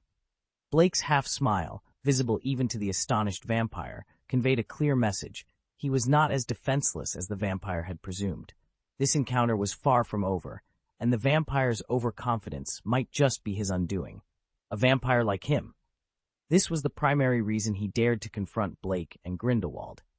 Yet, for reasons unknown, Blake had somehow detected his presence. With no option to retreat, the vampire chose not to conceal himself any longer. Instead, he intensified his use of vampire magic, aiming to drain Blake's blood in an instant. Just as his magic was on the verge of success, Blake's eyes emitted two intense beams of golden light. With a loud boom, the Eye of Truth's rays struck the vampire's invisible, atomized form directly. The vampire let out a piercing scream as he was sent flying, his invisibility and atomization spells shattered by the force of Blake's gaze. Writhing in agony on the ground, a massive hole was visible in his chest, inflicted by Blake's powerful attack. Despite the severity of the wound, Blake observed with interest as small granules around the injury began to intertwine, rapidly healing the damage right before his eyes. Blake sighed in relief. Fortunately, he's not dead yet. Such a valuable subject for experimentation must not be wasted. Instead of seizing the opportunity to attack the vampire while he was vulnerable, Blake curiously watched the healing process, squatting beside the incapacitated vampire. The vampire could only glare at Blake, feeling a deep sense of humiliation. To him, humans were merely food, yet here he was, being treated as an experiment by his prey. Once the vampire had fully recovered, Blake refrained from attacking. Enraged, the vampire launched a physical assault, aiming his sharp claws at Blake's neck. However, to his shock, his hand found nothing but air. Blake stood unharmed, causing the vampire to question his own abilities. How did you learn my magic? Are you also a vampire? The vampire asked, filled with doubt. Blake's ability to atomize his body, a skill thought to be exclusive to vampires, had taken the vampire by surprise. Well, your magic is quite useful, so I decided to borrow it, Blake replied cheerfully, holding his wand. With the wand's ability to mimic any magic it encountered, Blake had effortlessly replicated the vampire's magic. The vampire was left speechless, his belief in the uniqueness of his abilities shattered. As he grappled with this revelation, Blake vanished using the newly acquired invisibility spell, only to reappear behind the vampire. With a smile, Blake unleashed a sonic attack identical to the vampire's, sending him flying into pieces, blood splattering everywhere. Grindelwald, who had been observing from a distance, took a step back, visibly shaken by the display of power. How is it possible? How is it possible? The vampire's remains muttered, slowly reassembling themselves, preparing for another confrontation. In an instant, Blake appeared beside Grindelwald, who was momentarily taken aback. You took one look, Blake began, ready to share his insights into the battle and the secrets he had uncovered from the vampire's magic. Blake, with a gleam of excitement in his eyes, marveled at his newfound ability to replicate the magic he had just witnessed. Yeah, believe it or not, these spells are surprisingly straightforward to use, he exclaimed, his voice brimming with enthusiasm as he continued to experiment with the magic previously utilized by the vampire. Grindelwald, observing from a distance, was taken aback by Blake's display of magical prowess. He pondered over his own capabilities, realizing that even he lacked such innate talent. The thought of Dumbledore crossed his mind, but he quickly dismissed it, knowing that even the venerable wizard didn't possess this extraordinary skill. Left with no other explanation, Grindelwald reluctantly concluded that Blake's abilities must be the result of a rare genetic mutation. Meanwhile, Blake's focus shifted to the disfigured mass of flesh that was gradually assuming a human form once again. With a fluid motion, he extended his left hand and conjured a whip made of flames from the wand in his right hand. The fiery whip transformed into a blazing serpent, its flames dancing menacingly in the air. The vampire, who had been consumed by thoughts of vengeance, caught sight of the fiery serpent. The hatred in his eyes dissipated, replaced by a clarity that had been absent moments before. It dawned on him that the flames wielded by Blake possessed the genuine potential to end his existence. The realization struck him with the force of a revelation, and for the first time, fear crept into his heart at the prospect of facing this deadly magic. Chapter 366. My name is Blake Grindelwald. It was time to leave. This singular thought dominated the mind of the vampire as he struggled to reconstitute his body. He reassured himself that this was a strategic retreat, not a flight. It was the only way he could preserve the fragile vestige of his noble vampire dignity. Originally, he had counted on his arcane vampire magic, coupled with his immortality, to outlast the wizard before him. However, his opponent seemed to be cheating. Not only were his attacks utterly ineffective, but the wizard had also somehow managed to learn his magic. Moreover, the vampire felt an all-too-familiar threat of death emanating from the fire snake controlled by Blake. It had been over a century since he last felt such peril. As the young but exceedingly powerful wizard approached, the vampire's heart raced. For reasons unknown, his invisibility magic was useless against this adversary. Escape was his only option, and he had to seize his chance. Once he escaped, he vowed to exact his revenge. If he couldn't touch Blake, perhaps he could target those around him. Well, I've almost recovered. Let's try this fire magic again, Blake said nonchalantly, his words reaching the vampire. The vampire glared at him, incensed. This mere human dared to treat him, a noble vampire, as nothing more than a test subject? Blake's casual demeanor, as he toyed with the fire snake and conversed with Grindelwald, only added insult to injury. The vampire, feeling utterly disregarded, saw his chance. Like a deflating tire, his body, which had been slowly regaining form, suddenly contracted. A burst of blood-red mist exploded in all directions. Blake, unfazed, positioned the fire snake in front of him, transforming it into a blazing flame shield. The bloody mist that approached was instantly incinerated, turning into thin wisps of blue smoke. This maneuver might have seemed like a desperate self-destructive attack, but it was actually a cunning escape tactic for vampires. As long as a single wisp of bloody mist remained, the vampire could flee and eventually regenerate his physical form using his remarkable self-healing magic. His life force was indeed superior to that of humans, making his recovery abilities truly astonishing. Watching most of his transformed mist being consumed by Blake's fire shield, the vampire felt a significant drain on his strength, losing nearly half of it. Yet, he deemed it a worthy sacrifice. Escape meant he could eventually regain his full power by feeding on humans. Just as the remaining mist attempted to disperse, Blake's voice rang out. "Aha! So you're trying to run? That's quite clever." Despite being seen through, the vampire felt a surge of panic, but remained convinced that Blake couldn't capture him in this form. Ignoring Blake, he tried to flee with the wind. Suddenly, a gentle breeze turned into a gale, instilling an overwhelming fear in the vampire. The air around him whirled violently, transforming the slight breeze into a powerful windstorm. The blood-colored mist, attempting to escape on the air currents, was forcibly pulled back by the swirling winds. "Tornado Clean Promax version," Blake exclaimed. A spell that was originally designed to remove stains had been magnified exponentially in his hands. What was once a charm capable of summoning a gentle breeze now unleashed a tornado, recapturing all of the vampire's blood-colored mist. This unexpected turn of events thwarted the vampire's escape, showcasing Blake's ingenuity and power. Vampire's escape plan. A chilling scream pierced the air as a vampire was caught in a small tornado high above the ground. After a moment, Blake, with a hint of reluctance, ceased his magic. The sound of something heavy hitting the ground was followed by a gruesome sight. Half of the vampire's body lay on the grassland, blood seeping into the earth. Blake gazed at the vampire, now a pitiful figure in a pool of blood, and couldn't help but comment, "Do all vampire magics have to be so gruesome? I'm truly sorry." Blake had lost interest in continuing this dangerous game.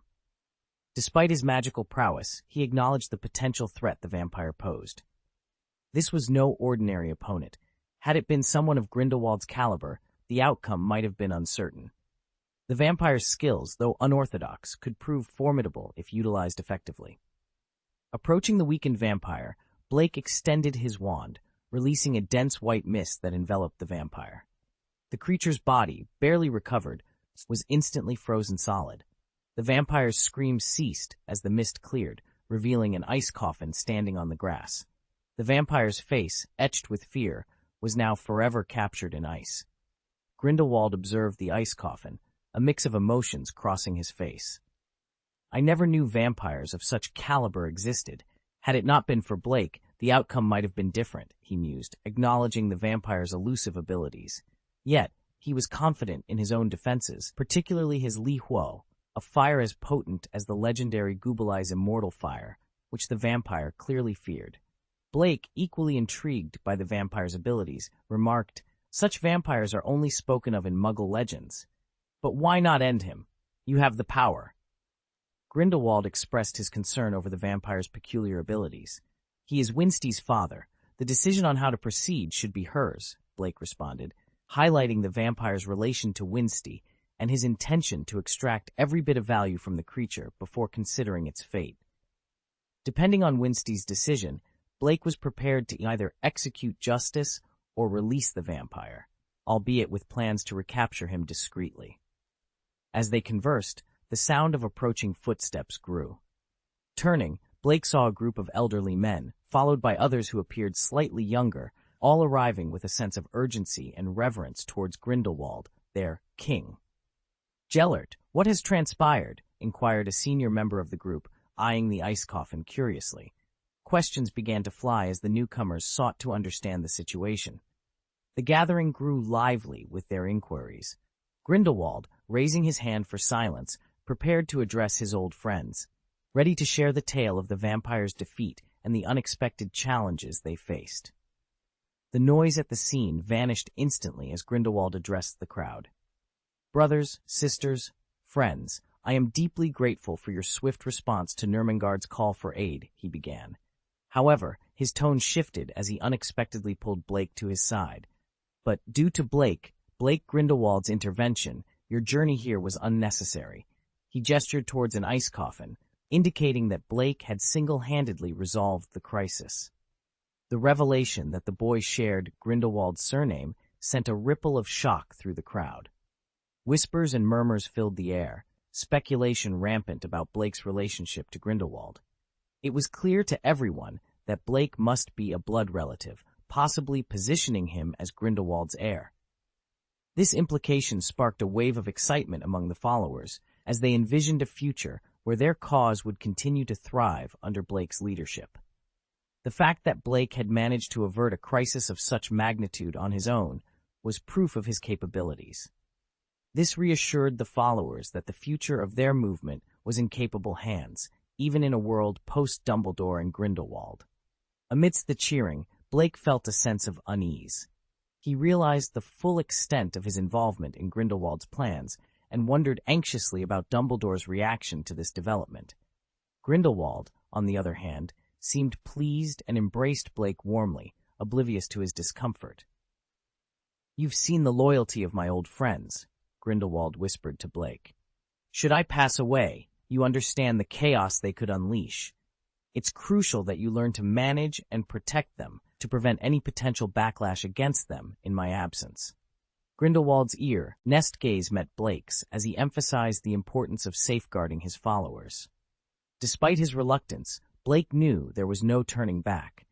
His connection to Grindelwald was bound to come to light eventually, and he resolved to face the consequences. Resigned, Blake considered how to broach the subject with Dumbledore, trusting that the wise old wizard would prefer to maintain order among the wizarding community rather than see it descend into chaos. A group of desperados stood in tense silence until Grindelwald released Blake. Taking 2 steps forward, Blake cleared his throat and announced, "Ahem. Hello, everyone. My name is Blake Green, Grindelwald." Upon hearing Blake's words, a smile spread across Grindelwald's face, his eyes gleaming with triumph. He was overjoyed because Blake had publicly declared himself as Blake Grindelwald, not Blake Dumbledore. In his mind, Grindelwald thought smugly, "Hey, who told your child to hide his true identity? Don't blame me for seizing the opportunity to claim him as my own." The air was charged with a mix of emotions as the group processed Blake's declaration, each person trying to understand the implications of this newfound allegiance. Chapter 367, Grindelwald's Request and the Vampire's Fate. In the aftermath of the night's events, Blake shared a brief account that elicited gasps and exclamations from those gathered. He expressed a desire to know if there were more vampires of such nature in the world. The audience, a mix of elderly men and women, buzzed with excitement, their enthusiasm undiminished by age. They assured Blake of their support, treating his words as a directive from Grindelwald himself, who had just made his first public appearance. After the meeting concluded and the crowd dispersed, Blake noticed the absence of anti-apparition spells in Nurmengard, a realization that came to him as he watched a group of determined old wizards vanish into the night. He felt a sense of relief, confident in their ability to protect the fortress from unwanted intruders, the night's vampire incident notwithstanding. Vita and Winsty approached Blake as the area cleared. Winsty, confronted with the vampire encased in ice, was flooded with complex emotions. She remembered a time when she had believed him to be a good father, a belief shattered when he revealed his true nature and her mother met a tragic end. Blake, sensing Winsty's turmoil, offered her a say in the vampire's fate.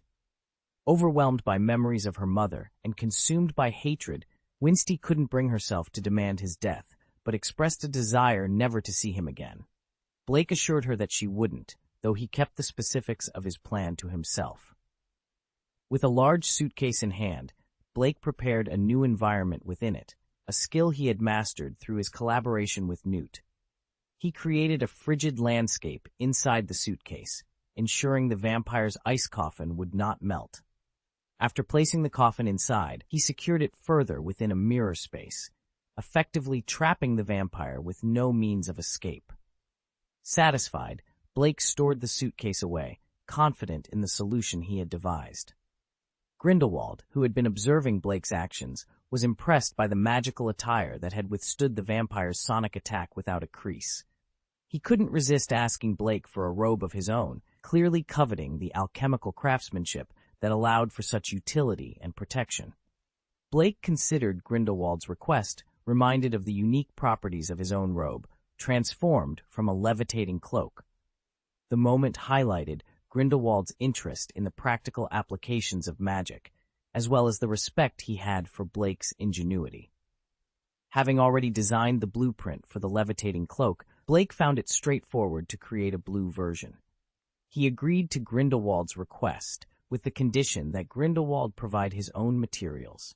Given Grindelwald's wealth, this was not an issue, and Blake promptly handed him a list of required materials. After finalizing the list, Blake glanced at his pocket watch, noting it was already 1 o'clock in the morning. His day had been long and exhausting, having spent it dealing with a dark wizard and then engaging in a strenuous encounter with a vampire. All he yearned for now was to return home and rest. Grindelwald, sensing an opportunity, suggested, "How about you don't go back tonight and just rest here?" However, Blake was well aware of the implications of staying another night at Nurmengard, especially considering Dumbledore's extensive network. He knew Dumbledore would be informed of the night's events, possibly through undercover agents placed among the wizards or directly by Grindelwald, who might boast about the evening to Dumbledore. Resigned to the inevitable consequences of Dumbledore's retribution, Blake politely declined Grindelwald's offer and, after bidding farewell, opened a dimensional door, stepped through with the captured vampire, and vanished. Upon returning to his room on Wooming Island, Blake immediately fell into a deep sleep. The next morning, he was greeted by an owl delivering a large package containing all the materials he had requested from Grindelwald. After a quick meal, Blake set to work, crafting a blue version of the levitating cloak based on his blueprint. Although this cloak lacked the magical evolutionary function of its original, it retained all other capabilities, making it a suitable gift for Grindelwald. Once completed, Blake sent the cloak, along with an instruction manual, to Grindelwald via his phoenix. Upon receiving it, Grindelwald was thrilled, not only by the cloak's functionality but also by the fact that it was a gift from Blake, something even Dumbledore had not achieved. As Grindelwald admired himself in the mirror, experimenting with the cloak's various styles, a knock on the door interrupted him. "Please come in," he invited. Vita entered, her expression tense with nervousness. "Dumbledore is here, just outside," she informed him. Grindelwald's response was one of delight rather than concern. "Oh, that old fool is here? It seems he knows about last night. Okay, good job."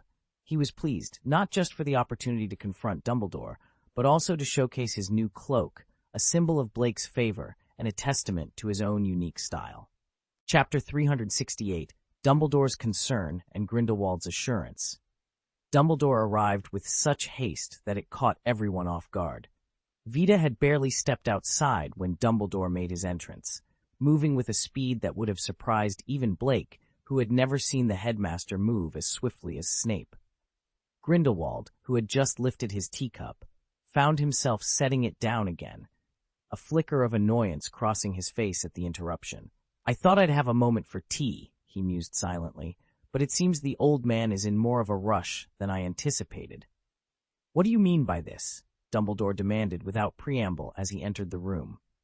Grindelwald, smoothing the fabric of his stylish trench coat, replied with feigned confusion, "I'm not quite sure what you're getting at." "Did you invite Blake to Nurmengard?"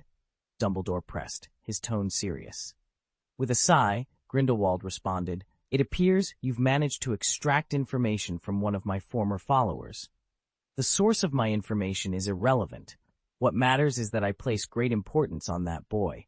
So much so that I will be monitoring his development closely," Dumbledore stated, though he stopped short of revealing his infiltration of the Wiccan party, wary of the potential harm it could cause others. Grindelwald offered a slight smile. "Whether you admit it or not doesn't concern me. I just hope that, having obtained the information you sought, you'll refrain from causing them harm. They may have once sought to dominate the world under my command, but now they're merely a collection of elderly men and women." Dumbledore's expression remained impassive, though internally he was taken aback. Grindelwald's words suggested a willingness to overlook the mole within the Wiccan party, a surprising stance given their history. Dumbledore's tone softened somewhat as he continued, "You know I don't want Blake involved with your organization. Despite his quiet correspondence and interactions with you, I've tolerated it as long as it didn't cross certain lines. But last night, you crossed those lines by publicly linking Blake to yourself and your followers. Granting Blake the Grindelwald surname ties him to the Wiccan party for life, making it impossible for him to distance himself. With my agent embedded within your ranks, it's only a matter of time before others, including your enemies, learn of Blake's connection to you. This could thrust him into the spotlight, making him a target for those seeking revenge against you. I cannot bear the thought of Blake or those close to him facing such dangers. I want him to live a happy life, not become an enemy of the world like you." Grindelwald sighed deeply. "Dumbledore, do you truly believe we can keep Blake's lineage a secret? He carries my blood. Distancing himself from me is an impossibility. Blake has given me a renewed purpose in life, and I would never do anything to harm him. My actions are intended to secure his future safety by gradually transferring power to him. Only when he possesses the strength to influence the world can he truly be safe. Stability comes not from the mercy of one's foes, but from the power in one's own hands." Dumbledore frowned, his concern evident. "But have you considered the instability your Wiccan party represents? Do you truly believe Blake can control such power?" "Absolutely," Grindelwald declared with conviction, his eyes reflecting a mixture of determination and hope for the future he envisioned for Blake. "Why?" Dumbledore's voice trembled slightly, his beard quivering with emotion. "Just because Blake's last name is Grindelwald." Grindelwald's tone was laden with confidence, a stark contrast to Dumbledore's evident concern. "Blake is his own person, distinct from you," Dumbledore retorted, struggling to maintain his composure. "Your followers may be swayed by your charisma, but that doesn't guarantee they'll extend the same loyalty to him." Grindelwald's smile widened, a hint of amusement in his eyes. "You're underestimating Blake's capabilities," he countered smoothly. "Even without the Umbrella Party under his command, he's more than capable of building a force equally formidable. My decision to entrust the organization to him is twofold. I wish to leave behind a legacy that can support him, and more importantly, I aim to shield my former comrades from potential retribution after my demise." Dumbledore's expression softened, a flicker of understanding crossing his features. He knew there was truth in Grindelwald's words. The aftermath of the Umbrella Party's dissolution had been brutal. Following Grindelwald's fall and subsequent imprisonment, many members had either gone into hiding or been captured and imprisoned. Worse still, some had met violent ends while resisting arrest. "Have you begun to consider the future?" Dumbledore inquired, his voice laced with a mixture of curiosity and concern. "Preparation is key, Dumbledore. We're not as invincible as we appear. A simple killing curse could end us." Grindelwald sighed, a touch of melancholy in his voice. "It's prudent to plan ahead." Dumbledore's gaze sharpened. "Have your visions shown you something troubling again?" He was well aware of Grindelwald's prophetic abilities, which had proven accurate in the past. Grindelwald's laughter cut through the tension, surprising Dumbledore. "Oh, you do worry too much," he chided, his mood lightening. "I haven't foreseen any dire events. Age has merely prompted me to reflect on matters appropriate for our years." Taking a sip of tea, Grindelwald appeared content, momentarily easing Dumbledore's concerns. "Your actions, however, may inadvertently draw trouble towards Blake, endangering his friends and everything he holds dear." Dumbledore's worry was palpable. "My concern extends beyond Hogwarts," he said sternly. "Blake is deeply empathetic. The repercussions could haunt him for life." Grindelwald, now serious, proposed a solution. Perhaps Blake and his friends should seek refuge in Nurmengard. It's a fortress, after all. Dumbledore eyed him skeptically. "Is that your ultimate aim? To use Blake as a pawn?" "Nonsense," Grindelwald retorted, his patience wearing thin. "If you doubt your ability to protect them, let me shoulder that burden." Dumbledore dismissed the idea outright. "There's no need for transfers. Blake is under my care at Hogwarts, and the authenticity of any rumors will be questioned, given our current enmity." The conversation underscored the complex dynamics between the two old wizards, each wrestling with their legacy and the safety of those caught in the crossfire of their long-standing rivalry. The news of Blake's potential transfer from Hogwarts was a matter of concern, but Dumbledore and Grindelwald knew that as long as Blake remained under Dumbledore's protection, their adversaries would hesitate to act. However, once Blake moved to another school, the situation would change dramatically. Grindelwald, acknowledging the gravity of the situation, agreed with Dumbledore's assessment. "Blake is indeed a formidable young man, and our immediate concern should not be for him directly, but for those close to him," Grindelwald conceded. "Given that this predicament stems from my actions, I cannot, in good conscience, remain uninvolved." Dumbledore, with a piercing gaze, reminded Grindelwald of his responsibility. The protection of innocent lives was at stake, and while Dumbledore's resources were limited, Grindelwald had the means to make a difference. Reluctantly, Grindelwald agreed to deploy some of his followers from Nurmengard to safeguard Blake's friends discreetly. These followers, eager for a purpose, accepted the mission with zeal, especially when they learned it involved protecting the friends of a young Grindelwald. As Dumbledore prepared to leave, Grindelwald, not wanting to miss an opportunity to boast, quickly brought up a robe Blake had crafted for him. "Ahem, that young Blake is quite the talent. This robe is exquisitely made," he exclaimed, hoping to catch Dumbledore's attention. Dumbledore, turning to glance at the garment, responded with a light-hearted jab. "Indeed, Blake gave that to you? I may not have received a robe, but I get to enjoy his cooking every day at school. You're missing out on his culinary skills." With a final tease about heading to Blake's for a meal, Dumbledore left, leaving Grindelwald to reflect on the fleeting satisfaction his new robe brought him, especially in light of Dumbledore's remarks. Upon Dumbledore's arrival at the unnamed island, He found Blake engrossed in cooking. The atmosphere shifted as Dumbledore broached the need for a serious conversation, prompting Blake to reluctantly leave his culinary task to Hermione and follow Dumbledore into the quiet woods nearby. Dumbledore addressed the consequences of Blake's recent actions, reassuring him that blame was not the focus.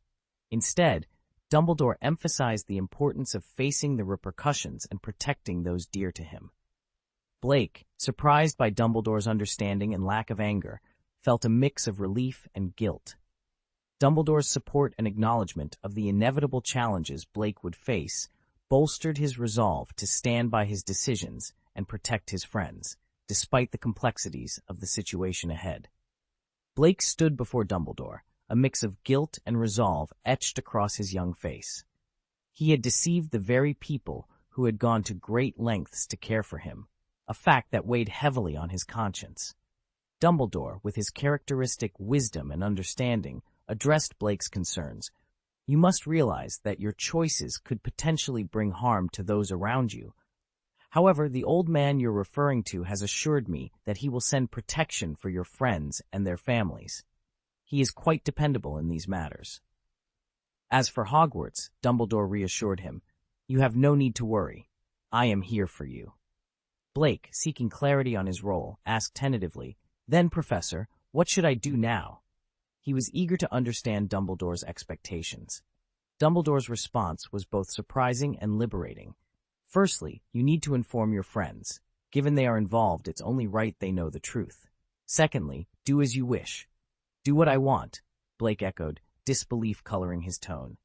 Yes, Dumbledore affirmed, I will not hold you back any longer. Pursue whatever path you choose with courage. However, I trust you will not make choices that lead to disappointment. His gaze pierced into Blake's, a serious yet trusting look. I won't, Blake promised solemnly, a firm resolve in his voice. That's reassuring. You are a good person, Blake. I have faith in you, Dumbledore said, his face breaking into a warm smile. Changing the subject, he inquired, You were cooking when I arrived, weren't you? Yes, Blake replied, a hint of pride in his voice. So, I presume. Dumbledore trailed off, a playful curiosity in his eyes. I anticipated your visit and have prepared your favorite honey-roasted lamb chops and desserts, Blake announced, eager to shift the mood to a lighter note. Excellent, Dumbledore exclaimed, his smile widening. The prospect of enjoying a delightful meal added a layer of joy to the moment. After all, who could pass up the chance to indulge in such delicious fare? Chapter 369, From the Heart, Not a Coward. After enjoying a delicious and sumptuous lunch with everyone on the unnamed island, Dumbledore left in a hurry. The holiday had left him with a mountain of tasks to attend to. Among these tasks was the pressing need to find a new Defense Against the Dark Arts professor. The previous professor, Lockhart, had been sent to Azkaban, leaving the class without a final exam. Dumbledore was determined to avoid another year of subpar instruction in such a crucial subject. Moreover, the escape of Sirius Black from prison and Harry Potter's subsequent disappearance had thrown the Ministry of Magic into a frenzy, with Cornelius Fudge, the Minister of Magic, bombarded by a constant stream of inquiries. Consequently, Dumbledore's schedule had become incredibly hectic, a situation only alleviated by Grindelwald's actions the previous night, which had unexpectedly freed up some of Dumbledore's time. After seeing Dumbledore off, Blake slowly made his way back to the small building. Upon entering the living room, he found Luna, Cassandra, and Hermione engrossed in their homework. Unlike many students, they preferred not to leave their assignments until the last moment of the vacation. Hermione, without looking up from her work, casually asked Blake, Did you get into trouble again? Absolutely not. Do I look like someone who would? Blake responded with feigned indignation. You can't just dismiss the question because you think you're charming, Hermione retorted, her cheeks coloring slightly. I know you well enough to guess when you've been up to something, she continued. Why else would Professor Dumbledore need to have a sudden chat with you? Blake tried to deny any wrongdoing, but Cassandra, who had been observing him quietly, suspected that Blake was looking for an excuse to isolate himself. She knew about his ability to teleport and guessed he might have used it to sneak off and find trouble. Realizing he couldn't keep the truth from these astute girls, Blake decided to share the concerns Dumbledore had raised about potential crises they might face. "Thank you, Nagini," Blake said, accepting a glass of juice before addressing his friends. "I have something important to discuss. Please sit down and listen." Once everyone was seated and attentive, Blake recounted the significant events of the previous night, including the revelation of his parentage. "Your father is Grindelwald? But didn't you say your surname was actually Dumbledore?" Luna asked, processing this new information for the first time. Blake sighed. "I was born in a laboratory. I have no mother, only two fathers," he explained, simplifying his complex family background for Luna, who seemed overwhelmed by the revelation. Cassandra and Hermione, already familiar with Blake's history, were less surprised but equally concerned about the implications. "So, Grindelwald has made your relationship public?" Cassandra inquired. "Yes," Blake confirmed. "And this means you might become a target for Grindelwald's enemies?" Hermione added. "Exactly," Blake agreed. "And because you're my friends, his enemies might target you if they can't get to me." The realization of the danger they faced made the atmosphere heavy. Blake apologized, expressing his deep regret for any harm that might come to them or their families because of their association with him.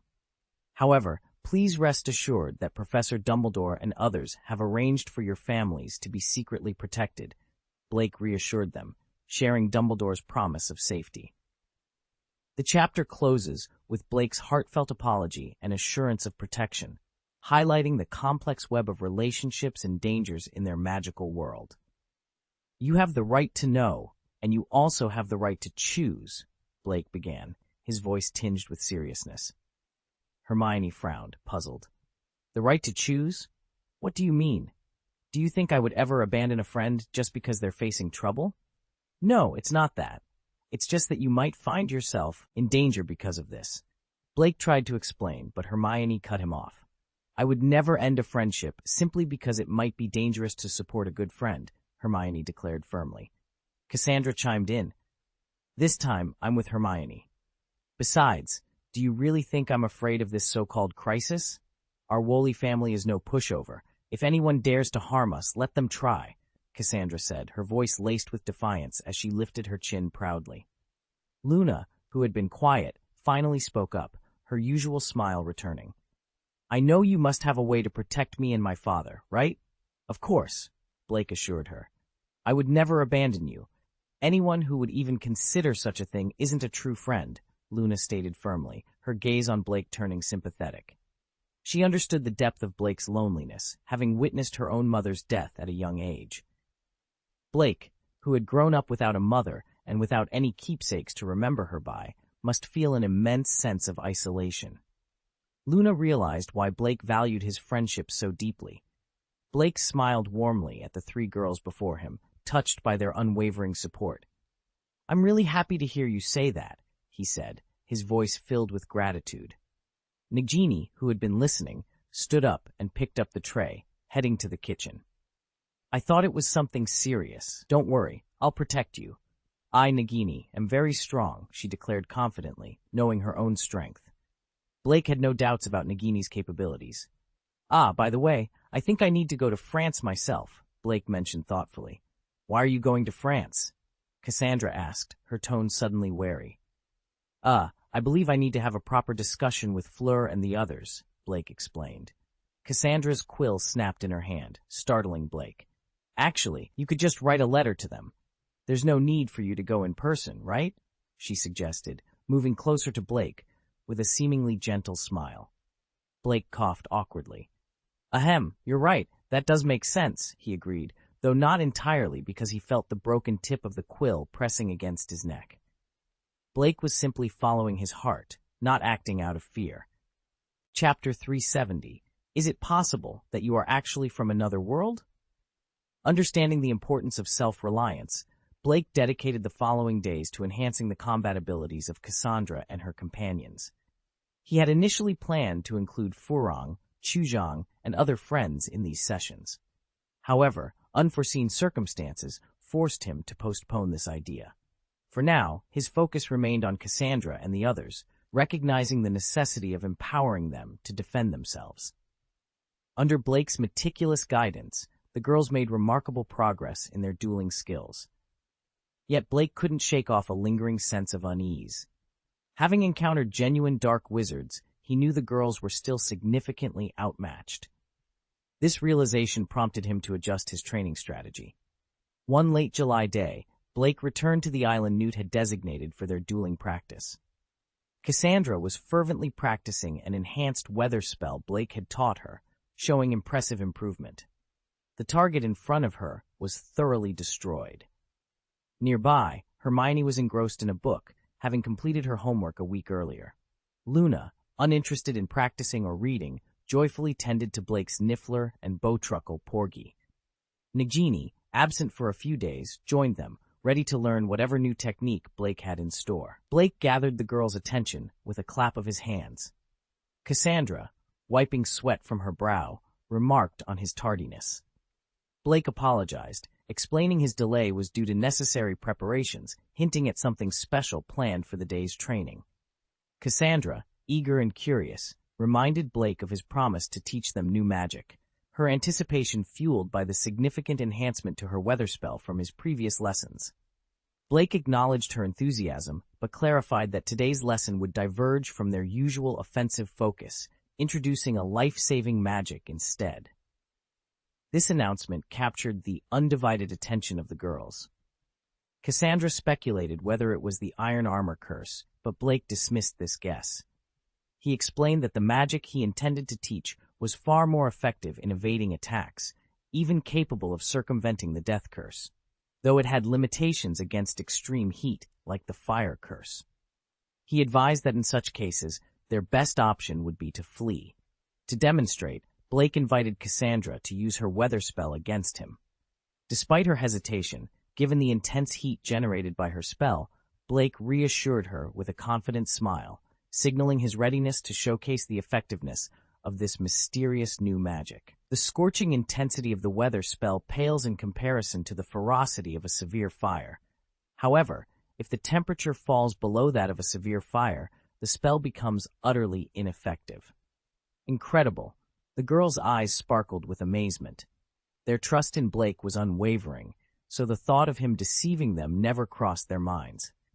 The prospect of mastering such potent magic filled them with excitement. "Let's see how well you've mastered the weather spell," Blake said, positioning himself in front of Cassandra and fanning out his tail. Cassandra's face lit up with eagerness, her posture suggesting she was ready to give it her all, almost as if she harbored a personal vendetta. Raising her wand, Cassandra summoned a dark cloud crackling with thunder overhead. With a loud crack, a lightning bolt, thick as a bowl, shot out from the cloud, aiming directly at Blake, who stood a short distance away. "Excellent," Blake exclaimed. Cassandra had clearly honed her skills. Previously, it took her several seconds to transition from summoning thunderclouds to launching a lightning strike. Now, she could unleash it instantly. This enhanced version of the weather spell, which Blake had reimagined using the wishful wand based on a game from his previous life, was not only accessible to Cassandra, but also to Hehi and Luna. However, Hermione and Luna's progress lagged, behind Cassandra's, whose fervor for combat was unmatched, even by Slytherin standards. The lightning reached Blake in a flash, striking his chest. However, Blake's body turned ethereal, allowing the lightning to pass through him and hit the intended target behind him. How did you do that?" Cassandra's eyes widened in astonishment. She had expected Blake to counter her attack with a defensive spell like the Iron Armor Charm. Instead, he stood his ground and the lightning miraculously passed through him. As the system notifications chimed, Blake smiled. "This is the magic I intend to teach you. It allows your body to become illusory, enabling you to evade most attacks, except for high-temperature ones like Li Huo." "What's the name of this spell?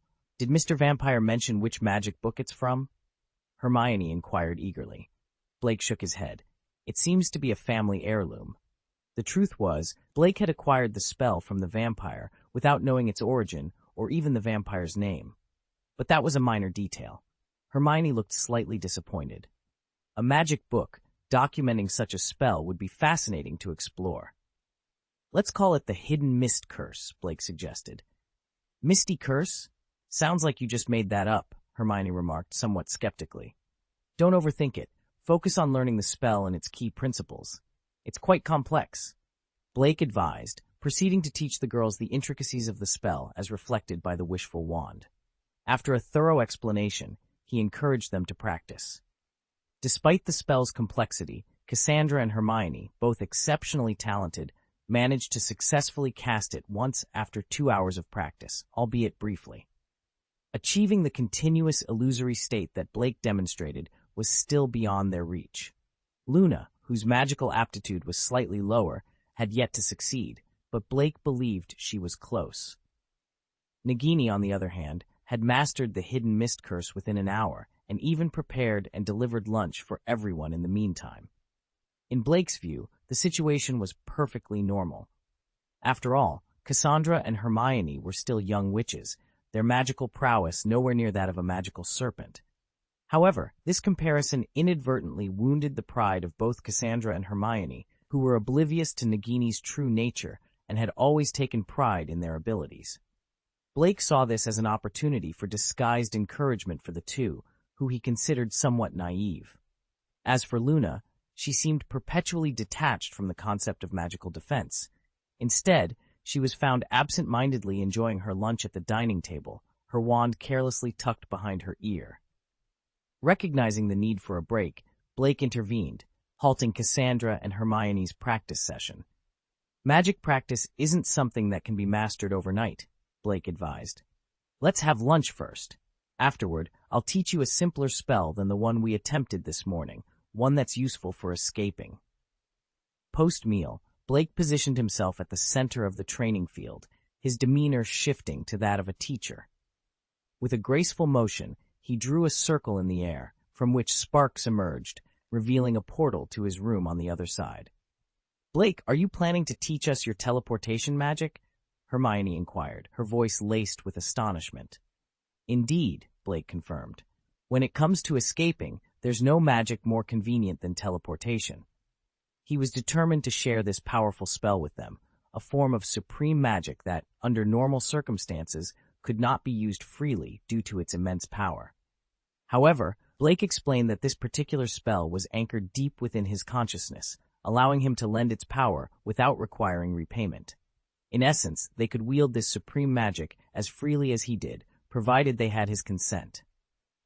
Blake likened himself to a Wi-Fi hotspot, granting Cassandra and the others access to this potent magic. He emphasized, however, that this connection was contingent on his approval. He could revoke their access at any time. Before proceeding with the lesson, Blake felt it necessary to explain the origin of his powers. He recounted his conversation with Dumbledore, detailing the otherworldly magic, the spatial rift, and the divine intervention that granted him these abilities. This revelation left the girls in awe, prompting them to hang on his every word.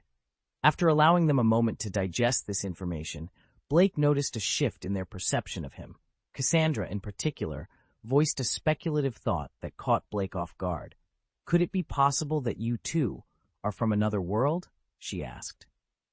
Blake's reaction was immediate and involuntary. He spat out his honey water in surprise, accidentally drenching Dabao, who was enjoying a cake at the table. Dabao's indignant response only added to the chaos. Blake, still trying to calm Dabao, was taken aback by Cassandra's speculation. I highly doubt that's the case, he responded, though Cassandra's guess had unnervingly hit close to home. Why not? Cassandra began, eager to elaborate on her theory, but Hermione quickly interjected, dismissing the idea as far-fetched. Learning magic from another world doesn't necessarily mean one is from another world, Hermione argued, pointing out that Blake's known origins, a product of scientific experimentation and not of another world, made Cassandra's theory improbable. The conversation highlighted the complexities of Blake's identity and the mysterious origins of his powers, leaving the group to ponder the true extent of the magical world and their place within it. Blake cleared his throat, signaling a shift in the conversation. Let's set aside these speculations for now and focus on the task at hand, he said, effectively halting the girls' rampant theorizing. They were indeed too clever for their own good, and without intervention, their guesses might very well become uncomfortably accurate. Upon hearing Blake's call to action, the girls ceased their discussion and turned their attention to him. Blake, seizing the moment of silence, took the opportunity to deal with the distraction of Eyebrow, a noisy student, by handing him a few galleons and sending him on his way. With the distraction removed, Blake proceeded to the next order of business. He reached for the small bag he had brought with him that morning and emptied its contents onto the table. Cassandra and the others leaned in curiously to see what Blake had brought. To their surprise, several oddly shaped rings clattered onto the surface. "These," Blake began, holding one of the rings up for the group to see, "are called hanging rings. I crafted them hastily this morning." He explained that while he himself practiced supreme magic without the aid of such tools, for beginners like Cassandra and the others, these rings would be invaluable. "I believe you'll find these quite useful as you start learning supreme magic," he added. Blake's use of supreme magic without any aids was a testament to his skill and mastery, a level Cassandra and her peers aspired to reach. However, understanding the complexity and the discipline required to achieve such mastery, they appreciated the significance of the hanging rings. "Okay, everyone, gather around," Blake instructed, signaling the beginning of a new chapter in their magical education. The group moved closer, eager to learn and curious about the journey ahead. With the hanging rings as their first step toward mastering supreme magic, they were ready to embark on a path filled with discovery and challenge.